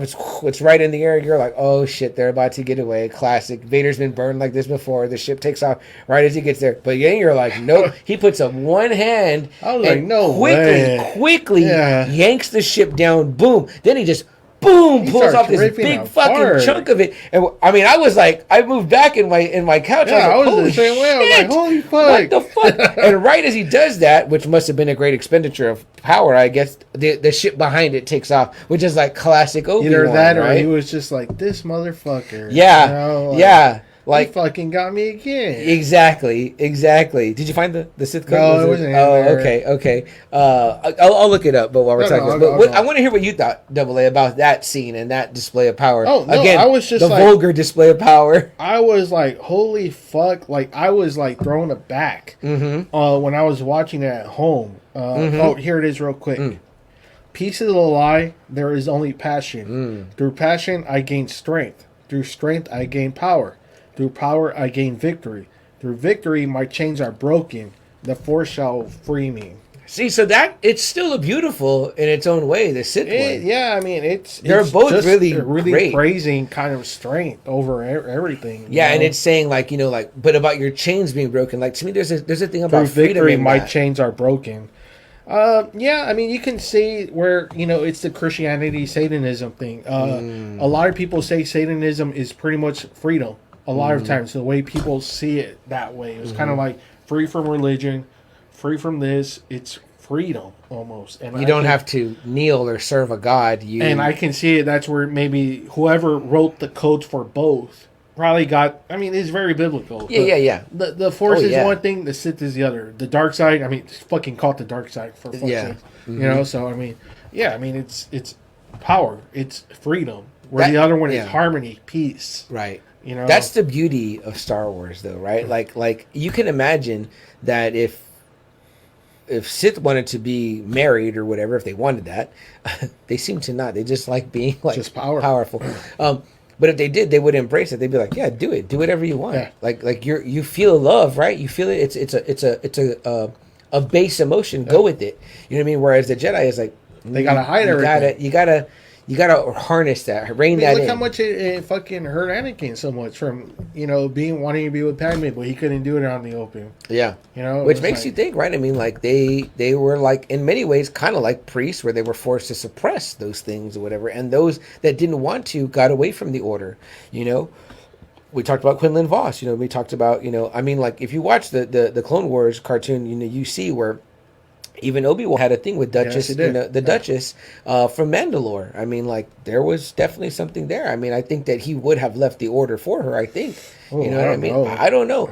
He definitely felt stronger for her. And Anakin tries to be like, hey, tell me more. Obviously, he has a vested interest because his master felt something too. But, I mean, come on. Those are the emotions that you feel as, like, a living creature or whatever. I don't think that, like, the living force would be opposed to love, because obviously it comes from that too. You can still be a force user. All you would do is just take the title of Jedi, but who's to stop anyone from you still practicing and learning the fucking thing? Right, you know? Right. Again, this is one of the things that Luke should have fixed in his new Jedi Order or whatever.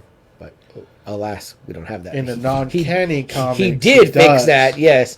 You know, and has a wife and has a child, I believe. You know, and Luke and Leia have 2 children, I believe. Yeah, he does really good. We're cheated those stories, so maybe we get maybe instead of this Star Wars Visions, we get the Infinities or whatever they want to call it going.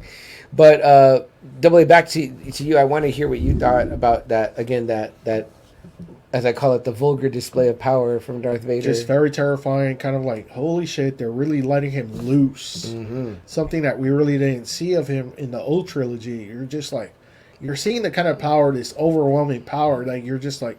Well, no one else in the universe has that fucking kind of power except for him and the Emperor. And it's like, fuck. It's just so much raw emotion that comes from Anakin. Just that, you know, feeds into that power. There's so much hate where he's just like, boom, you know, come down and just starts ripping it apart. You know, it's like, fuck. This guy is just like pure anger at this point. People coming away from the early episodes complaining, like at this episode right away at the beginning of 5, we get this great flashback. Then we get this little hunt that leads with this like awesome ending where you're seeing like Darth Vader powered up Darth Vader, and you get a lot of moments in this. But shortly after, between this episode and episode 6, you sent me a great video. That was the clipped. They clipped together this, and they clipped together the Anakin and Obi-Wan in this episode, plus some other old footage of them, you know, and their conversations. And I was like, man, that was a great editing job. Yeah. You know, because obviously as Star Wars does, there's a lightsaber battle going on, but they cut away and then they come back and you're like, damn it, I want to just see this, whatever. So that video you sent me, man, that shit was awesome, man. What a great, you know, again, that's another chance where the internet gets applause for the good things that people can do shit like that. They edited it together that super quick before we even got the finale 2 days ago, episode 6. I've seen it twice since then. I got up at 5 a.m. to watch it. I did not want any spoilers for that one. I saw it on that, I think it was Thursday morning, or no, it was Wednesday. It was Wednesday, and you put Obi-Wan Kenobi in count, so I was like, fuck. I mean, just like that just told me too much. I was like, fuck. I'm sorry. No, that's fine. It was I came across it, and I was like, fuck, something big happened. Like, it's funny how we can kind of like read our, like, it was just simple. It was just Obi-Wan Kenobi in caps with 3 exclamations, and for me, I just like set like a whole page worth of stuff, like fuck. It was no spoilers. Definitely was nothing, but it double A's right. It was just like you know. And I normally don't do that, but it was really the way I felt about the whole series, because you know, during Moon Knight, every morning Jerry would put Moon Knight, but he would just put Moon Knight. That was it. But we liked it. Like me and Anthony even joked with him. We're like, man, we hope we get Moon Knight posts even after Moon Knight's done, of you just posting in the morning Moon Knight, you know, which that I had meant to do it for every episode, but it was one of those things I slept on it. I didn't put it in our group. I put it on my personal page, but of course Double A and I are friends, and so he saw that, you know. And again, just because I was like, I had to get up. My mom thought I stayed up all night. She was like, were you up all night? And I was like, no, I just got up like for this. I let the dog out. I was awake and I watched it, and I was like, I just sat there like for a moment before I got ready for work, and I was like, man, I get why some people smoke a cigarette after sex. You know what I mean? Like, I was like, I don't want to go to work today. I was like, that shit was like, I could not wait to watch it again. I did not watch it again until yesterday night. Oh, damn. Okay. And it was, in prep for this episode. I saw it Wednesday and I saw it Thursday. I didn't see it today. Yeah. But Double A, I want you to take the lead on this one, man. Let's talk about episode 6 and tell me what you thought and felt. So they're already like kind of off. They're trying to escape, but man, Vader's just hot on their fucking trail, and Obi-Wan kind of knows. He's like, he tells Roken, who's played by O'Shea Jackson, he's after me. Mm-hmm. Trust me, I know it's me. And Roken's trying to tell him, he's after all of us. He's like, no, he's after me. Let me go. And he's like, we can almost fix it, blah, blah. He's like, let me go. Let me just try and change his course. I'm sorry, Double A. I don't mean to interrupt you, but we need to back up a little bit. We didn't talk about that pivotal scene with Reva and Vader at the end of episode 5. Oh, yeah. Tell us about that. Yeah, so, I guess Obi-Wan's words did get to her a little bit, because he does talk to her kind of, one-on-one, and his words do kind of, I guess, start bouncing in her head, where she does stand up to Vader. Yeah. And Vader pretty much tells her, I know who you were all along, and she's trying to attack him. She thinks she's strong, but she's nowhere near the level that Vader's at, because Vader's not even fighting with her at first with his own saber. He doesn't pull his saber at all. He's fucking dodging. He's using the Force to push her. He's like boom, boom, boom. All her saber dodging, swings, just boom, the Force. Because earlier on, see, this is where Obi-Wan, the whole story comes out. He's like, you called him Anakin. He's like, you knew who he was. He's like, you were there at Order 66. So that whole story comes out, and he's like, you're hunting him, and you're trying to. And that's when he tells her that's how his play is like, you're not leading. I'm not leading him to. What is it? You're not leading him to me. I'm leading him to you. You know what I mean? Like, and she's like, okay, like fuck, he's gonna force me into this confrontation or whatever. Which happens at the end of 5. After the ship takes off that power, then we see more power from Vader with.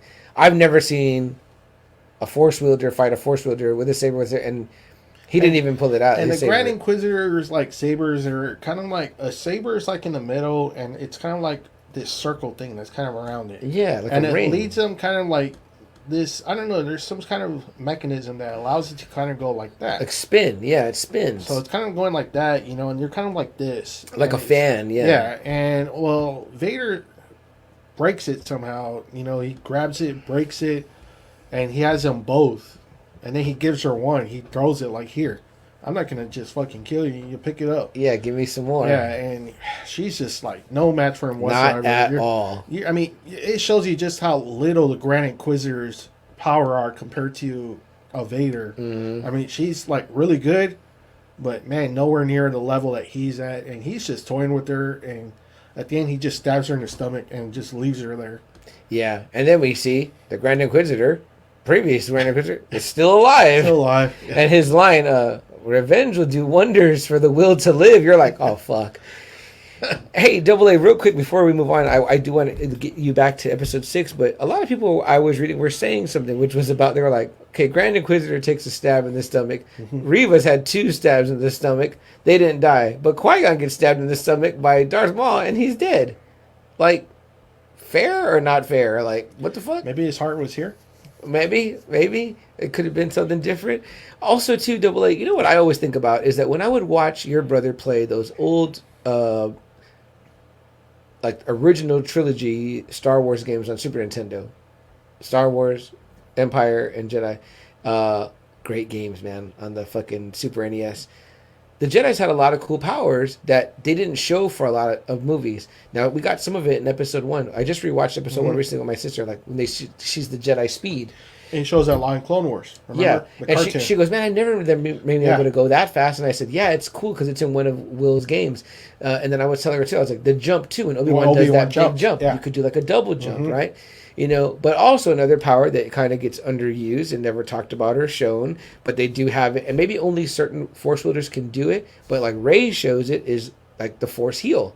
Some of them can heal. Now, see, that I had only ever seen Grogu and her do that. I don't think I've ever seen any other one do that, because I freaked out when I saw Rey do that. Yeah. Because I didn't know about Grogu. I hadn't seen The Mandalorian. I don't think prior to Rise of Skywalker. Right. I saw that one first, and I was like, what the fuck? Like, I'd never seen any Jedi heal anyone. But that's in those games. And that's what William told me. And I was like, really? But, like, for me, I had never seen that before. Yeah. So I was like, oh, wow. And it made me think, I was like, maybe that's how they're able to sustain, like, certain injuries where, like, they get hit. Because, like, a couple times they get hit with sabers, but it's not like, so it doesn't just take them out. You know when what I mean? I read it, this was before everything kind of got non-canon, but I remember reading books saying that what kept Vader alive was his dark side and the hate. and how he kind of healed his body was he used the dark side. Somehow he was using dark side powers to kind of heal his body. So where you would think a burn victim, how a burn victim looks, where in Return of the Jedi, his skin kind of looks pretty damn good, despite those, that big ass scar and this scar. Yeah, his skin actually looks pretty damn good. For him being a burn victim, So I was like, I guess he was trying to heal himself as much as he could with all the dark side powers that he was trying to heal himself with. Yeah. So where eventually he wouldn't need the fucking suit again, but and plus too, like in one of these episodes, we see him in the bacta tank. The same way that Obi-Wan is after Obi-Wan gets burned. That's another great scene where it's going between them both. You know what I mean? And you're like, it's like where he calls out to him, Anakin. Yeah, it's creepy. You know what I mean? Like it's kind of creepy. But yeah, so great into 5 again too, where Reva got some justice. I think a lot of people I was reading were saying when Vader took both sabers, they thought he was going to Count Dooku her ass. I thought so too. I thought right away too. I was like, "Holy fuck! Here he comes again with Dooku." Yeah, I thought that the same too. But to see him not even pull his own saber on her, like it was like she wasn't worthy. No. Like it was like, man, that was fucking insane. And I never, like I said, someone just block every saber swing. Like he was like with no concern. Like it was effortless. Yeah. It was truly effortless. Yeah. Like a very powerful Vader. That's just how strong he is with the Force in Episode 5. Yeah, but again, get back to 6AA. So they're on the run. Obi-Wan is realizing that he could be the only. Yeah, so he leaves. He takes off on his own, and sure enough, he knows Anakin too damn well. Vader's like, we follow Obi-Wan, and the Grand Inquisitor is. I thought he was going to start choking him, honestly. Yeah. Grand Inquisitor is like, we have to go back a little bit. He's like, we have to go after these guys. These are the fucking rebels that are going to lead us to, that whole underground shit. Obi-Wan's just like one fucking Jedi that's not even like useful to us whatsoever. Yeah. He's like, and Vader kind of just shuts him down real quick. He's like, he is not fucking that one Jedi. He's more than that. Yeah. And we're going to follow him. And they're Force-sensitive people, right? Yes. AA and out of their ship. So it's almost like these potentially could grow up to become a new band of, people against you. Whatever. For Vader, it's like, no, it's this motherfucker. Yeah. I need this guy. Oh, especially after he just got burned in the last episode. Like, not literally, but burned in the sense that he's like, you fucker with the shit. You know what I mean? Yeah. Like, that was him playing fucking games with Anakin. And like, the turning of Reva, which he's like, he was wise. He's like, against me. Like this motherfucker turned her too. Like, damn. Like the chip on fucking Vader's shoulder is just getting bigger and bigger, and it says Obi-Wan on it. You know what I mean? He's like, this motherfucker right here. So they go after him, right, AA, which is what Obi-Wan wanted to give the others time to escape. And he knows, again, he's like, this is still Anakin. Despite this whole Vader, it's still fucking Anakin. I know how this motherfucker thinks. Yeah, he wants the win. He wants me. So he's going to come for me, which he does. Oh, man. And then this is where it was finally like, okay, this is like Episode 3 Obi-Wan. And now we're seeing how much he's improved in that 10 years. Mm-hmm.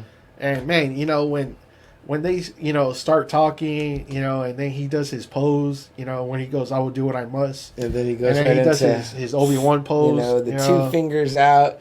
What people call Form 2, is it? Or Form 3? Some shit like that, yeah. I mean, you're like, oh shit. And I mean, I didn't know this, but people were saying that Disney was already touting it as like the rematch of the century. Yeah. And I was like, oh, I didn't know that they had gone to those links. And I was like, man, how is it going to be as good as the first one? And man, it was great. It was just really cool to see Ewan McGregor go up against Vader. Darth Vader. The Darth Vader. Both of them were going all out. Yeah. Like, even more so, they were both using the Force on each other. Holy shit, were they using the Force, man. He even punched Obi-Wan. I was like, what the fuck? Yeah. Like, he punched him. He fucking punched him. And then Obi-Wan fucking crushes his chest with the end of the saber. The butt of the saber. First, the rock thing. Yes. Where Darth Vader is like, oh, you got your strength back. But the weakness is still there. Yeah. And then he throws him. Yeah. And then he does the Force fucking shit in the ground. Crushes him down. Yeah, where he makes a hole. Which was hype. Like, I was like, holy shit. Like, fucking Vader, really, on the Force. And then he starts burying him, but then you can tell Obi-Wan was still using the Force. To keep just enough space. And then he had, his Spider-Man moment, that Ditko, where he starts thinking about Leia and all that. And, man, he just, boom. And man, he starts going in on Vader. There's that great moment where he has all the rocks. Man, that was so cool. He breaks his fucking chest piece, like you said. But he's using the end of the saber, right? He's hitting, boom, boom. It's so neat when you see these guys doing physical stuff when they have this other powers, but they're like, nah, I'm still gonna use like the physical fucking, like the way that one of us would smash like a walnut, and I'm gonna smash this shit with the saber in. And I was like this, like when I was watching the fight, and then when I heard him breathe, like that breathing, I was like, I turned to my wife, I was like, holy shit. I was like, man, he's not breathing anymore. I was like, fuck. That was from Return of the Jedi. Like, we haven't heard that since then. I was like, man, I told my wife, I was like, I've never seen fucking Vader get whipped this bad. Obi-Wan's fucking pushing him. He's fucking beating on him. He can't breathe again. He's fucking moving all around Vader. He has that. I mean, the Force is just with Obi-Wan at this time, just fully with him. And he's whipping Vader's ass. Yeah. He's just whipping his ass.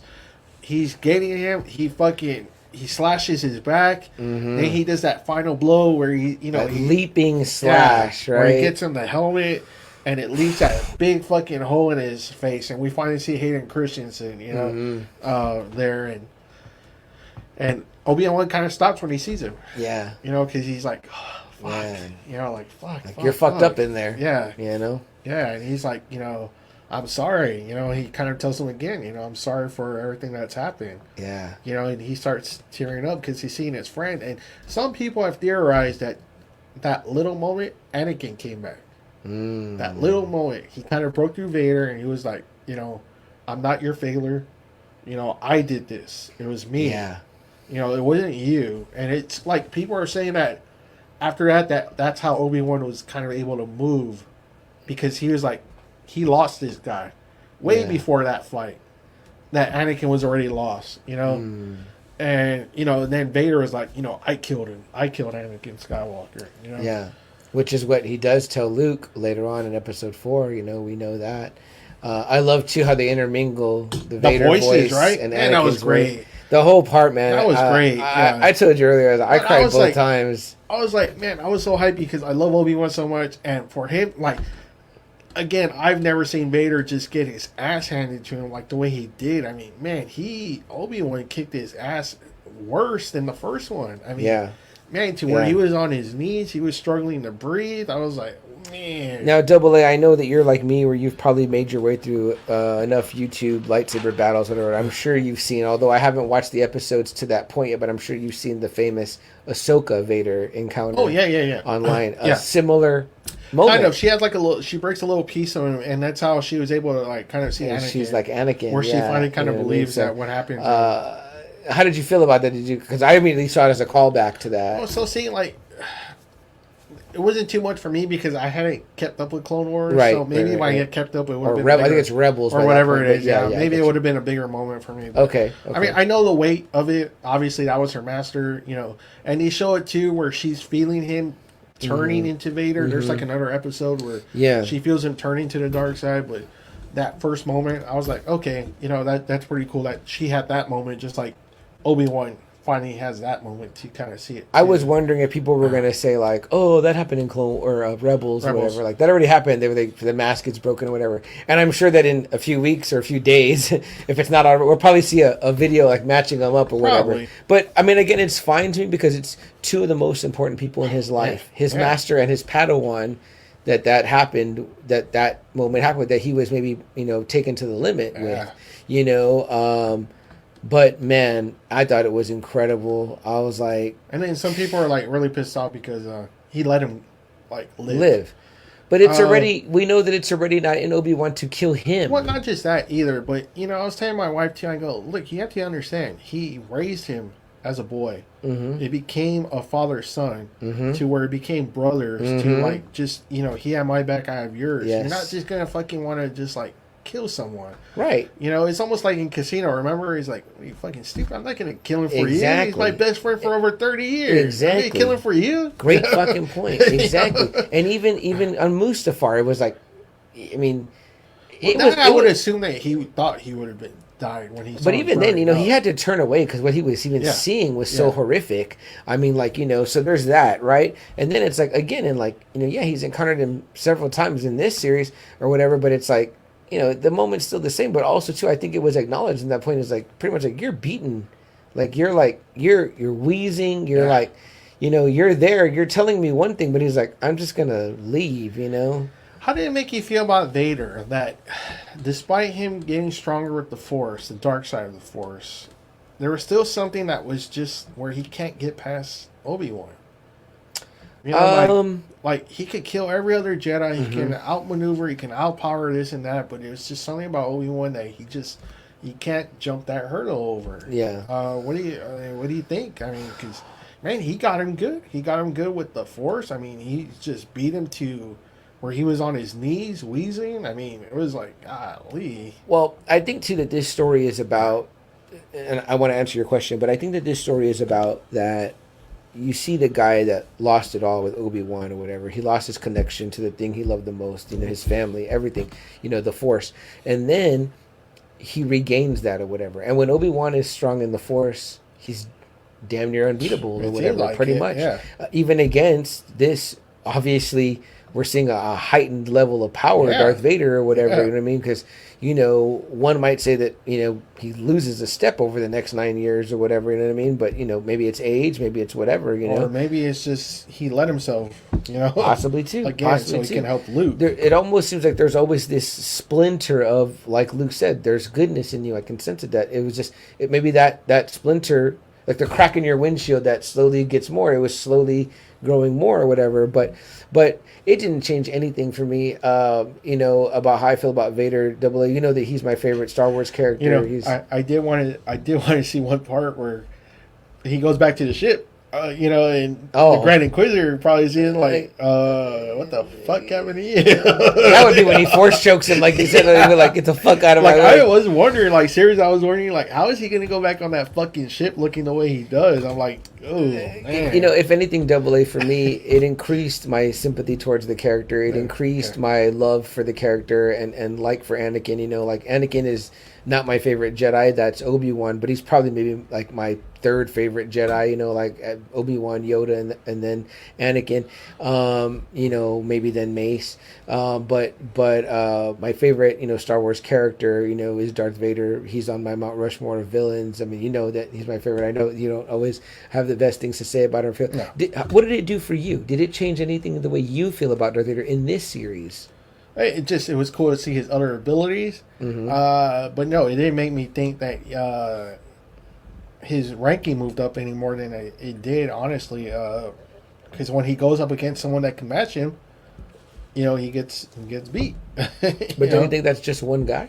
Well, Luke, when he finally reaches what his, he beats him bad. I would say though that might have been a point where we saw Vader at his, get beat bad, but this was still worse. But see, as you get older, it's supposed to be stronger. Obi-Wan still takes out Darth Maul. Where Maul hadn't improved whatsoever. Obi-Wan was so much better than him that it wasn't even a battle. He charged at Obi-Wan just fucking slices him. Yeah. It's like, boom. Yeah. And he becomes so strong with the Force, he becomes one with the Force. So I mean, very true. Obi-Wan just kind of grows in power, more and more.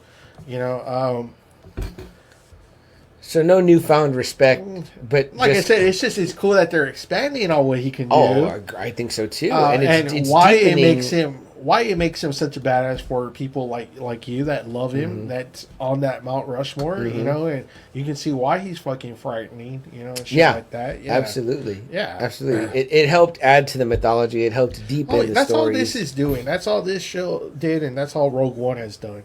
It's just showing him so much more than what it was shown in the original trilogy. Obviously, probably Lucas didn't even think anything else. Just let me do my 3 movies, and that was going to be right. It. Probably never thinking, let me show Vader doing this, let me show Vader doing that, This show has made him pretty damn frightening. But I love how they showed Obi-Wan that he was still really strong with the Force. I just love that conviction that he's just so strong with the Force. He's with it. And he got his shit back together, and he was still able to out-duel Anakin or Vader. Yes. Yeah. There were still a lot of lessons that Vader still needed to learn, know.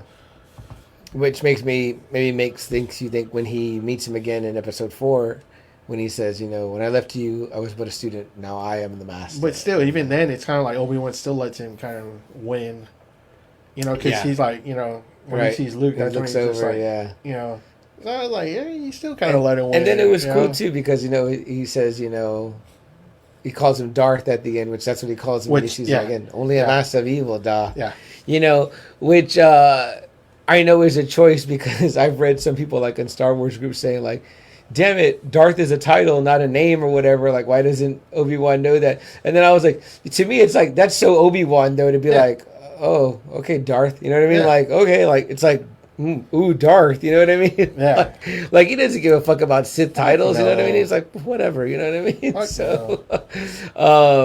So we get that, and then we get one of the first cameos afterwards. We get, Vader. He's obviously healed up from that encounter. He has a new whole suit, and he's talking to Emperor. The Emperor, Ian right? McDermott came back. I was like, badass. One more time to be the Emperor. And then, I mean, that throne room, man. Wow. What did you get out of that conversation they had? What did you get out of that? Man, because Vader is so fucking fierce. He's so angry. He's like, I'm gonna get him. I'm gonna blow up this. I'm gonna blow up whatever I fucking need to get back in it. Yeah, there's definitely a little bit of like the Emperor seeing that like you're kind of obsessed and like you need to back off a little bit. Like, right, we got other things to do. That's kind of what I got too. Now, why do you think the Emperor did that? Because he kind of feels like he felt like a conflict in Vader. Like he's like, you still have something, with your master there. There's still something there between you and him. Yeah, like you're not fully invested in what we're doing until you've let that go, or whatever. But like you're still clinging onto it, right? That's kind of what he was saying, right? Yeah, that they're still part of you. There's an interesting thing that I like from a song by the Lumineers, and it says. It's better to feel pain than nothing at all. It says the opposite of love is indifference. If you ask someone, I think I've said this before on the show. I probably have said this before on the show. But when you ask most people, you say, what's the opposite of love? They say hate. Right? But it's not, because if you choose to hate, you're choosing to care. You're caring enough to hate. Like hate is powerful. It's a powerful emotion. It's as powerful as love or whatever. I always hate fear. Yeah, hate. Love and hate. But even what is I remember thinking initially when there was a part of me that didn't necessarily like what Anakin says when he's burning on Mustafar, like, I hate you, you know what I mean? Like, because I'm kind of like, it's kind of like already? Like, or not even that, but like, it's so like elementary, right? Like, oh, that's like what like a kid would say, you know what I mean? Like to their parent when they're angry, like, I hate you, whatever, there probably could have been a better piece written for that, whatever. But then you think about it and you're like, well, that's just it. You know what I mean? Like, it's like, he's trying to think of like something, what he feels in that moment is hate. You know what I mean? And we've heard Yoda talk about hate or whatever. It's the true giving into the dark side. You know what I mean? Like, that feeling. But really, what's worse, Double A? Like when you hate someone or whatever, you are bothering to hate them. But when you feel indifference, it's like you feel nothing. Yeah. You know what I mean? There's no feeling. It's like it's like what happens to you is inconsequential to me or whatever. That's what the Emperor, I think, is seeing. He's like, you are teetering on like love and hate can be close. You know what I mean? And it's like, it's like there's like the obsession part too. It's like he's into it where he's like, I'm into I need to get this out of me with Obi-Wan or whatever. And he's like, if you keep on this path, you're like no good to me no more. So I think a little bit is he sees that, what did you take from it? I kind of got the same thing, like kind of like back off, it's twice he's fucked you up. It's fucking you up more mentally, and it's like, just stop. And it's kind of like, wow, I'm kind of surprised the Emperor is like, maybe that's just how much he respects Obi-Wan that much that he's like, this motherfucker just has too much of a hold on you, and you're never gonna get by him. Yeah, because he's so strong with the Force, you're just never gonna get by him, and those L's weigh on you, right? Yeah, and I think you're right. I think it's like, focus on this, what we're fucking doing. He's one guy that's never gonna come back to us. It's an Empire against one Jedi. Right. He's not gonna come back. Right. Let's fucking focus on what we're doing here. What we're building. You don't think that the Emperor foresaw that, like, there's another one out there, and we need Obi-Wan to train that other one. No, none of that. No, that was all. Nothing was known about the kids. Okay, good. And that's what I liked about Obi-Wan, where it was different. Where Luke, he read Luke in Return of the Jedi, where he's like, "Oh, you have a sister." Right. Obi-Wan had kept that shit. He's so good, so experienced that Leia, Luke, he's not letting Vader get in his head. Yes. Agreed. Where Obi-Wan's so fucking experienced where Luke wasn't.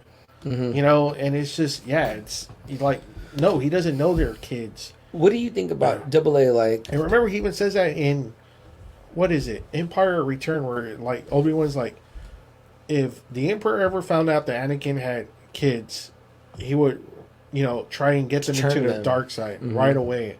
He's like, that's why they have to remain, not, safely anonymous. He knew if the Emperor ever found out Anakin had kids, and that'd be dangerous to the whole universe. So AA, when do you think it is?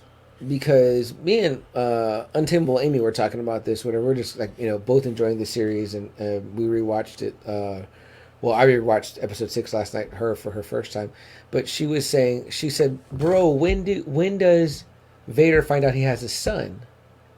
Because he doesn't learn about Leia until Return, but when does he learn about Luke? He finds out apparently sometime between A New Hope and Empire.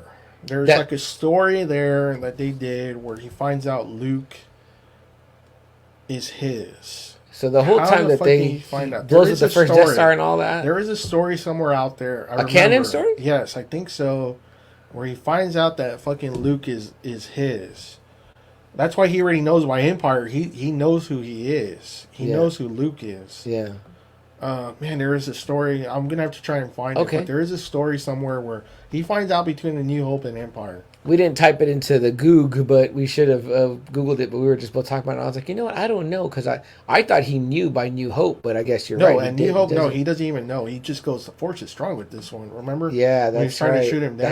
That's right. Yeah. It's not until he tells him, it's almost like he just found out too. Like, not at that moment, but like recently. Or maybe somehow he hears the name Luke Skywalker. And it's kind of like, what the fuck? Which people have talked about that too. They're like, why was he going by Skywalker? Shouldn't he have been going by, Lars? You know what I mean? I know, right? It's like Lars didn't fucking change the last name, right? Like, we didn't talk much about them, but they were pretty great in this. Oh, yeah. Joe Edgerton. I love Joe Edgerton. He did a great job. He's always badass. They show him get the limp. You know what I mean? It's really heartbreaking, too, to kind of... Because you know what's going to happen. You know the Empire does kind of find out... they know that they have the droids and they burn them. It's kind of like, eh. But it's funny because I think there is a story where, like, Vader remembers Owen being like his brother, and I think he just goes and kills him or some shit like that. Oh, really? Yeah, it's in one of the Star Wars stories. That's non-canon. Interesting. That's interesting. I thought they gave Beru a cool moment where she's like, let's fight. And I was like, oh, they made her strong. And and here again, AA, it adds to that for episode 4, because I think for a long time, when you're watching A New Hope, you're just like, like the aunt and uncle, like no big deal. You don't even feel for them like you do about like Uncle Ben. But then after you start, but after you start seeing all the movies and you're like, you sympathize with Lars, kind of like not wanting Luke, because obviously he knows what happens to Anakin. Right. He knows about, the Jedis and the Sith, and he's like, no, we're not going to, Luke's not going to go down that way. His dad turned. Yeah. His dad turned into this fucking big evil force in the universe, But here you do see him as a caring uncle, you know what I mean? Like, he does care. Yeah. And he's trying to keep Obi-Wan away for a reason. My sister was like, man, he's a dick, man, blah, blah. And I said, no, come on, sis. Like, this guy's going to bring on bad juju, which he did, because here's Reva in your fucking house with a lightsaber. Man. I loved all the memes that were coming out, with that scene where he's leaning on the thing, Owen's leaning on it, and he's like, oh, you're going to save him like he did his father, you know what I mean? You're like, man, fucking sick burn, you know what I mean? Like, on Obi-Wan, you bastard. But man, I mean, like you said, so that moment is cool, too. But it was cool, even them at the end kind of like made up somewhat, like where he's like, Ben, right. You want to go meet him? What did you feel about that moment, though? I loved it. Doesn't that change the lore that they've met before? Yeah, I loved it. You don't think that Luke would remember him? Well, no, unless that was the last time he saw him. And maybe he didn't say this is who he is. He just said, because he knows who he knows who Obi-Wan is, remember, but he doesn't recognize him. But he goes, "You think he means old Ben Kenobi?" Yeah, but he probably hadn't seen him in so long that when he saw him again, he's old and white and white beard and white hair now. See, I didn't think it ruined it at all because I was like, if you asked me about a friend of my dad's I met 9 years ago, I'd be like, I don't fucking know. If you asked me if I met him like at 10 years old, I'm like, I definitely wouldn't know. I'd be like, I don't know. I mean, like when I was fucking 19, I was thinking about like fucking pussy. Pretty much, that was it. Yeah, that's what I'm saying. You're not going to remember this one guy that you met for 5 minutes, right? Because I'm seriously have a feeling that's probably the one and done. Yeah.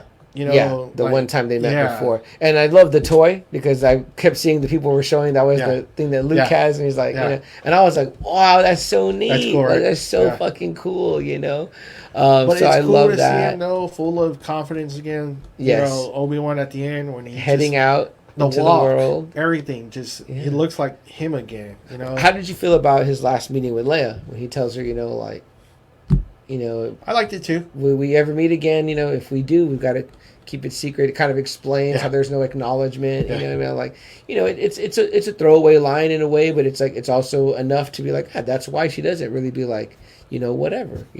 So I thought it was awesome. A lot of people I think were worried about like, oh, this is changing, like whatever. It didn't really change. It actually made sense. Somebody went back and actually did look at A New Hope because, like I said, I hadn't thought about that part where Luke is like, "I got your Ben Kenobi here." And she's like, "Ben Kenobi?" Yeah. She like gets really excited, and I was like, "Oh wow, yeah, okay, I kind of get that now." A little bit now that she's like Ben Kenobi. Yeah. Exactly. That was pretty cool. Exactly. Great spot. And I loved the Luke meeting as well, and of course the kid getting to be the young Luke Skywalker in a few moments. I mean, like I hope those kids have more time with the characters. If they do, I think that'd be great for them. I hope it's not the path of the kid that was Anakin, young Anakin. Man, I know, poor kid. I didn't think too much of it, but man, I didn't know about the abuse that he had suffered. From Phantom Menace after that, because I saw him in Turbo Man not too long after that, I think. That's right, Jake Lloyd. It was. I didn't have tragic. a poster. That poster of him when it's him like with the bag like holding and it's Vader's shadow. On the hut. I had that poster for a long time. That was a great poster. Yeah. Great imagery right there. Yeah, it was. Yeah, that was great. Because it was the story of to become that path, obviously only one more moment to really talk about, man. That great moment, which we thought... That blew me up, too, because I didn't think he was going to do it. Like, he said he was always up for it. Yeah. But I just didn't think they were going to pull the trigger, like, the crew themselves. And it's great too because like you hear things. I know me and you aren't really digging in like the deep stuff because there's people that follow the actors and they're like, oh, that he showed up where they're filming. It's like, and right there that ruins it because I mean that's what we were hearing with Charlie Cox. We knew that Charlie Cox was on set or around the area. He'd flown into the same city as where they were filming, and you're like, okay, and then like I guess but to me, nothing is actualized, nothing is real until it crosses the screen in front of us. You know what I mean? But I'm glad that I heard nothing about that. I was like, I was glad. I mean, like. Of course, him talking to him early on is like, I thought maybe we might get a voiceover or something like that. I didn't think we were anything. I was like, okay, they're going to keep that pretty, like maybe they're hoping like another time. Yeah. And it was so funny because as the episode was winding along, me and my sister watching it, there were some kind of quiet parts, whatever, and she was like, man, I really wish Qui-Gon would have come out or whatever. And I was like, in my head, like, don't even shift your body because she'll know. So like, so so she didn't know. I had seen it already one time, and so when she saw that, she was, I could see her out of the corner of my eye, and like I was crying, but she was crying too. But we're both like not looking at each other because we're like, don't look at each other because we're both crying at Star Wars. But that was a pretty great moment. Yeah, man, it was so cool to see him. I was like, shit, what took you so long? I popped hard. I popped earlier. I was like, I didn't even like need him to turn around. I was like, holy shit, he's back. Like, he told my wife, like, he's back. She goes, who? Liam Neeson, Qui-Gon, he's back. And he's like, we got a lot to do, a lot of work to do. He's like, right? You weren't ready to see me yet. Yeah. And he was like, come on, we got a lot of work to do. Which is like, man, Obi-Wan wasn't ready. Yeah, exactly. Yeah, I was like, the old team's back. I'm telling you, man, from the not together since episode 1, Yeah. I mean, not together since 1999. They were the badass twosome, you know? Shit, man. I mean, and yeah, for him to say like Obi-Wan still had a lot to learn, it was kind of like, damn. After what we just saw, okay, here it is. Now you've got to learn how to become one with the Force, because you can continue to train even after your supposed demise, or who knows, right? Double A, like maybe the moment that you become like that, well, I mean, for Yoda it was different because he just kind of passed in his hut, but like maybe it has to come at like a moment of like, I don't know, intense whatever, because obviously him confronting Vader in that moment with his son's life on the line that he'd been protecting, it's like, this is the moment where maybe you just know. He already knew. Yeah, this I think is he the had moment. so much training already that he was like, okay, I'm giving myself up right now. Maybe that was like for Yoda in Dagobah, he gives himself up because he's like, I'm done now. I've completed what I have to do to that. The only it's almost like they're so connected now. It's like they know already, okay, it's leaving. Okay, and boom. It's it, And I can tell you right now, man, Double A, for me, I think without Vader's redemption in Jedi, he doesn't maybe not become a Force ghost. He doesn't but get. Still, I never got that part. Honestly, Yeah. I still never got that part. How he was able to become one. Even before all this, I was like, how the fuck did he become a ghost? Hey, man, it's all about that redemption, Double A. Sometimes you just got to double down on it. Maybe. I was like, all right. But, man, Obi-Wan Kenobi. It was great. What a great series. My favorite, again, it just reinforced him as my favorite character, my favorite Star Wars character. I love the series. It expanded more on Vader's powers. It gave us, if this is going to be the last fight between them, that's awesome. I'm glad we got to see him. Yeah. He got to talk to Anakin one more time before he finally knew for sure that he was gone.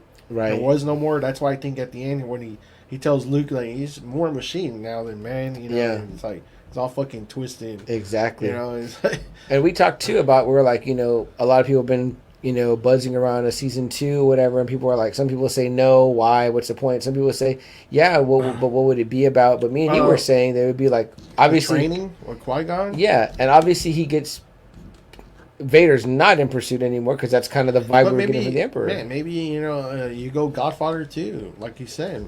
Give us the flashbacks. I would love that. Give us all that kind of stuff. Not only that, but how much space is there to do so much with that? Give us flashbacks with him and Master Windu, him and Master Yoda, him and Kit Fitzgerald. And how cool maybe it would be if you brought in the Rebels one and you brought in Ray Park. Yeah. To do Darth Maul again. I mean, he's been in Solo. Yeah, absolutely.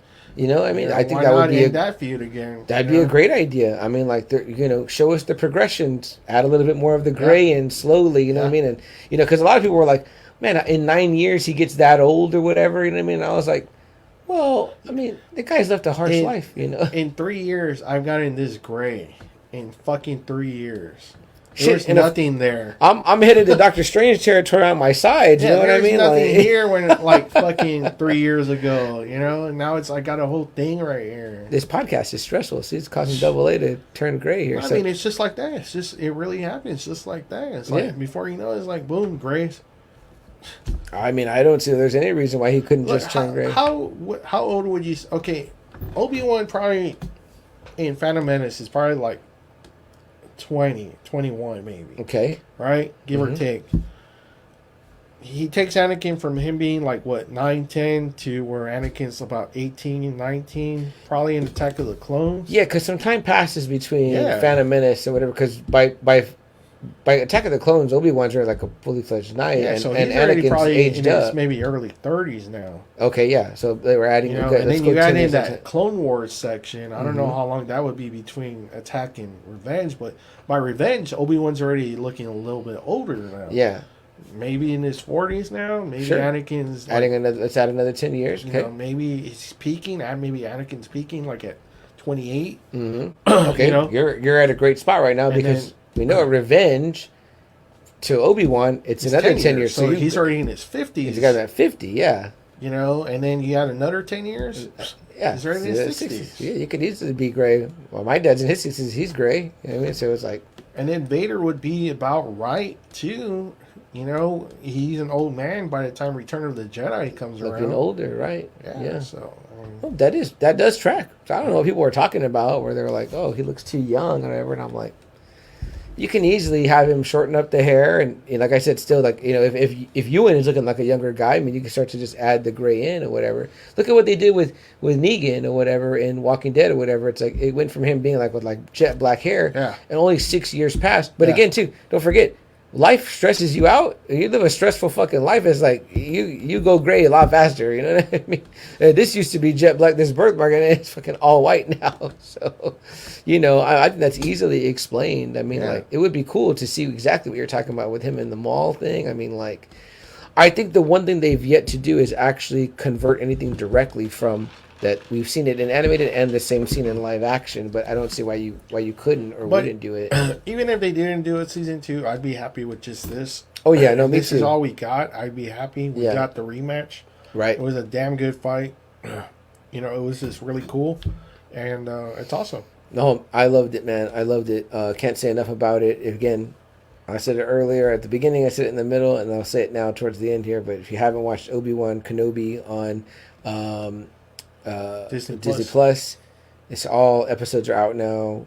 Go binge, go stream. If you've already seen it, see it again. and seriously, those last 3 episodes alone, you're like, fuck. Yeah. Truly enjoyable. My girlfriend hasn't seen the last episode. I look forward to watching it again with her, so I'm hoping we get to do that.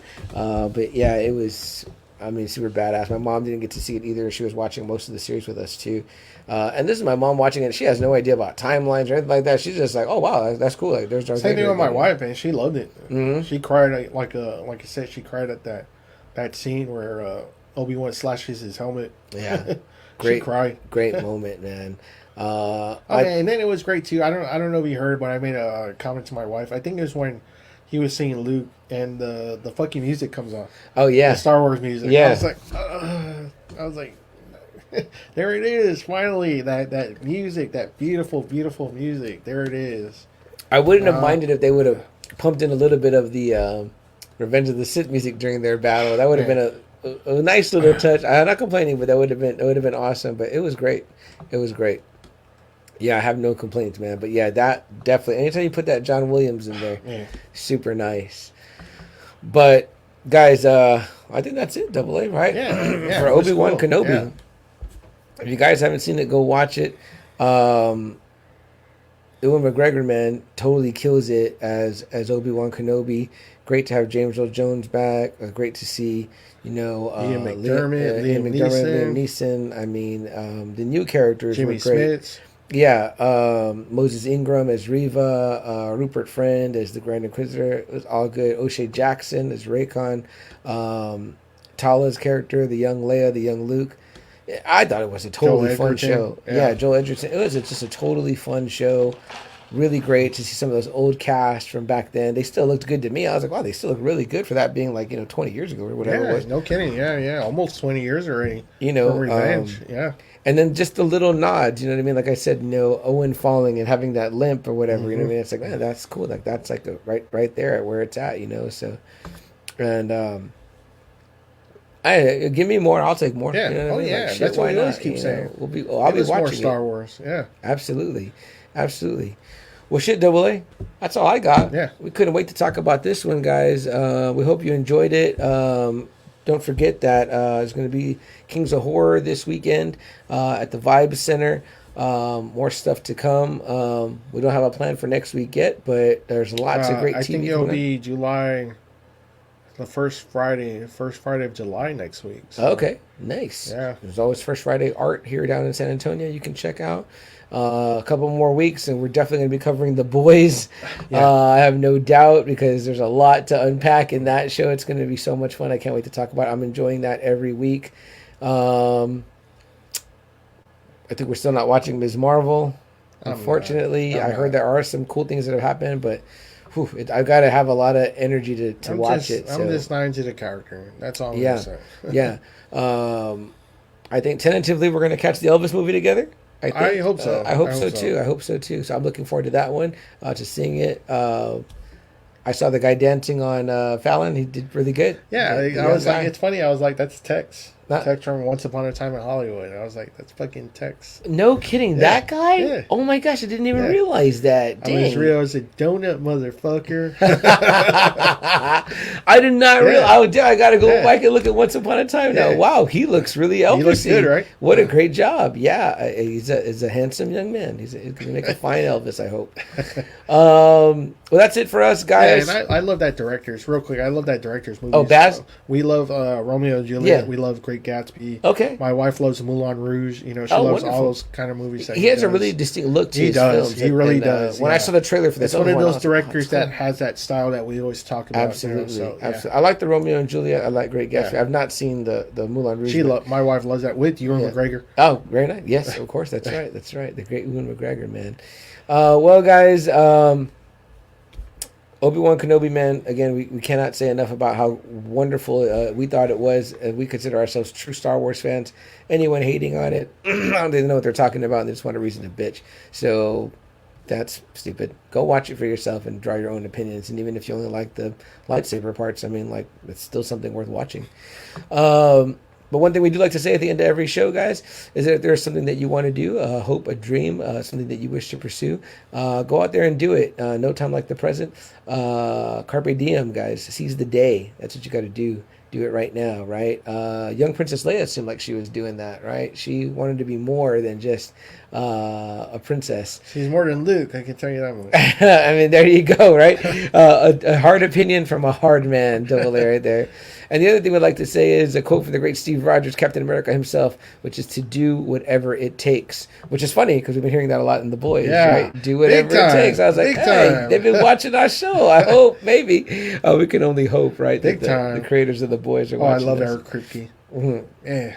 Yeah, man. And Anthony Starr, man, is something else, man. The Homelander. So, but it's not about them tonight. It will be soon. Tonight is about Mr. Ewan McGregor, Hayden Christensen, man, Obi-Wan Kenobi, Anakin Skywalker, those names, Darth Vader, you know what I mean? James Earl Jones. I mean, like, such a fantastic show, guys. We said it last week. We've never done back-to-back episodes about the same subject, at least, which it was Star Wars last week and Star Wars this week. But if there's anything that we're ever going to do it back-to-back about, it was definitely going to be Star Wars. So with that being said, guys, seize the day, do whatever it takes, and may the Force be with you. All right, guys, I'm Sam Chuck. This is Double A. We'll catch you guys next week. Have a good night. Stay cool. Yeah, stay cool. All right, guys.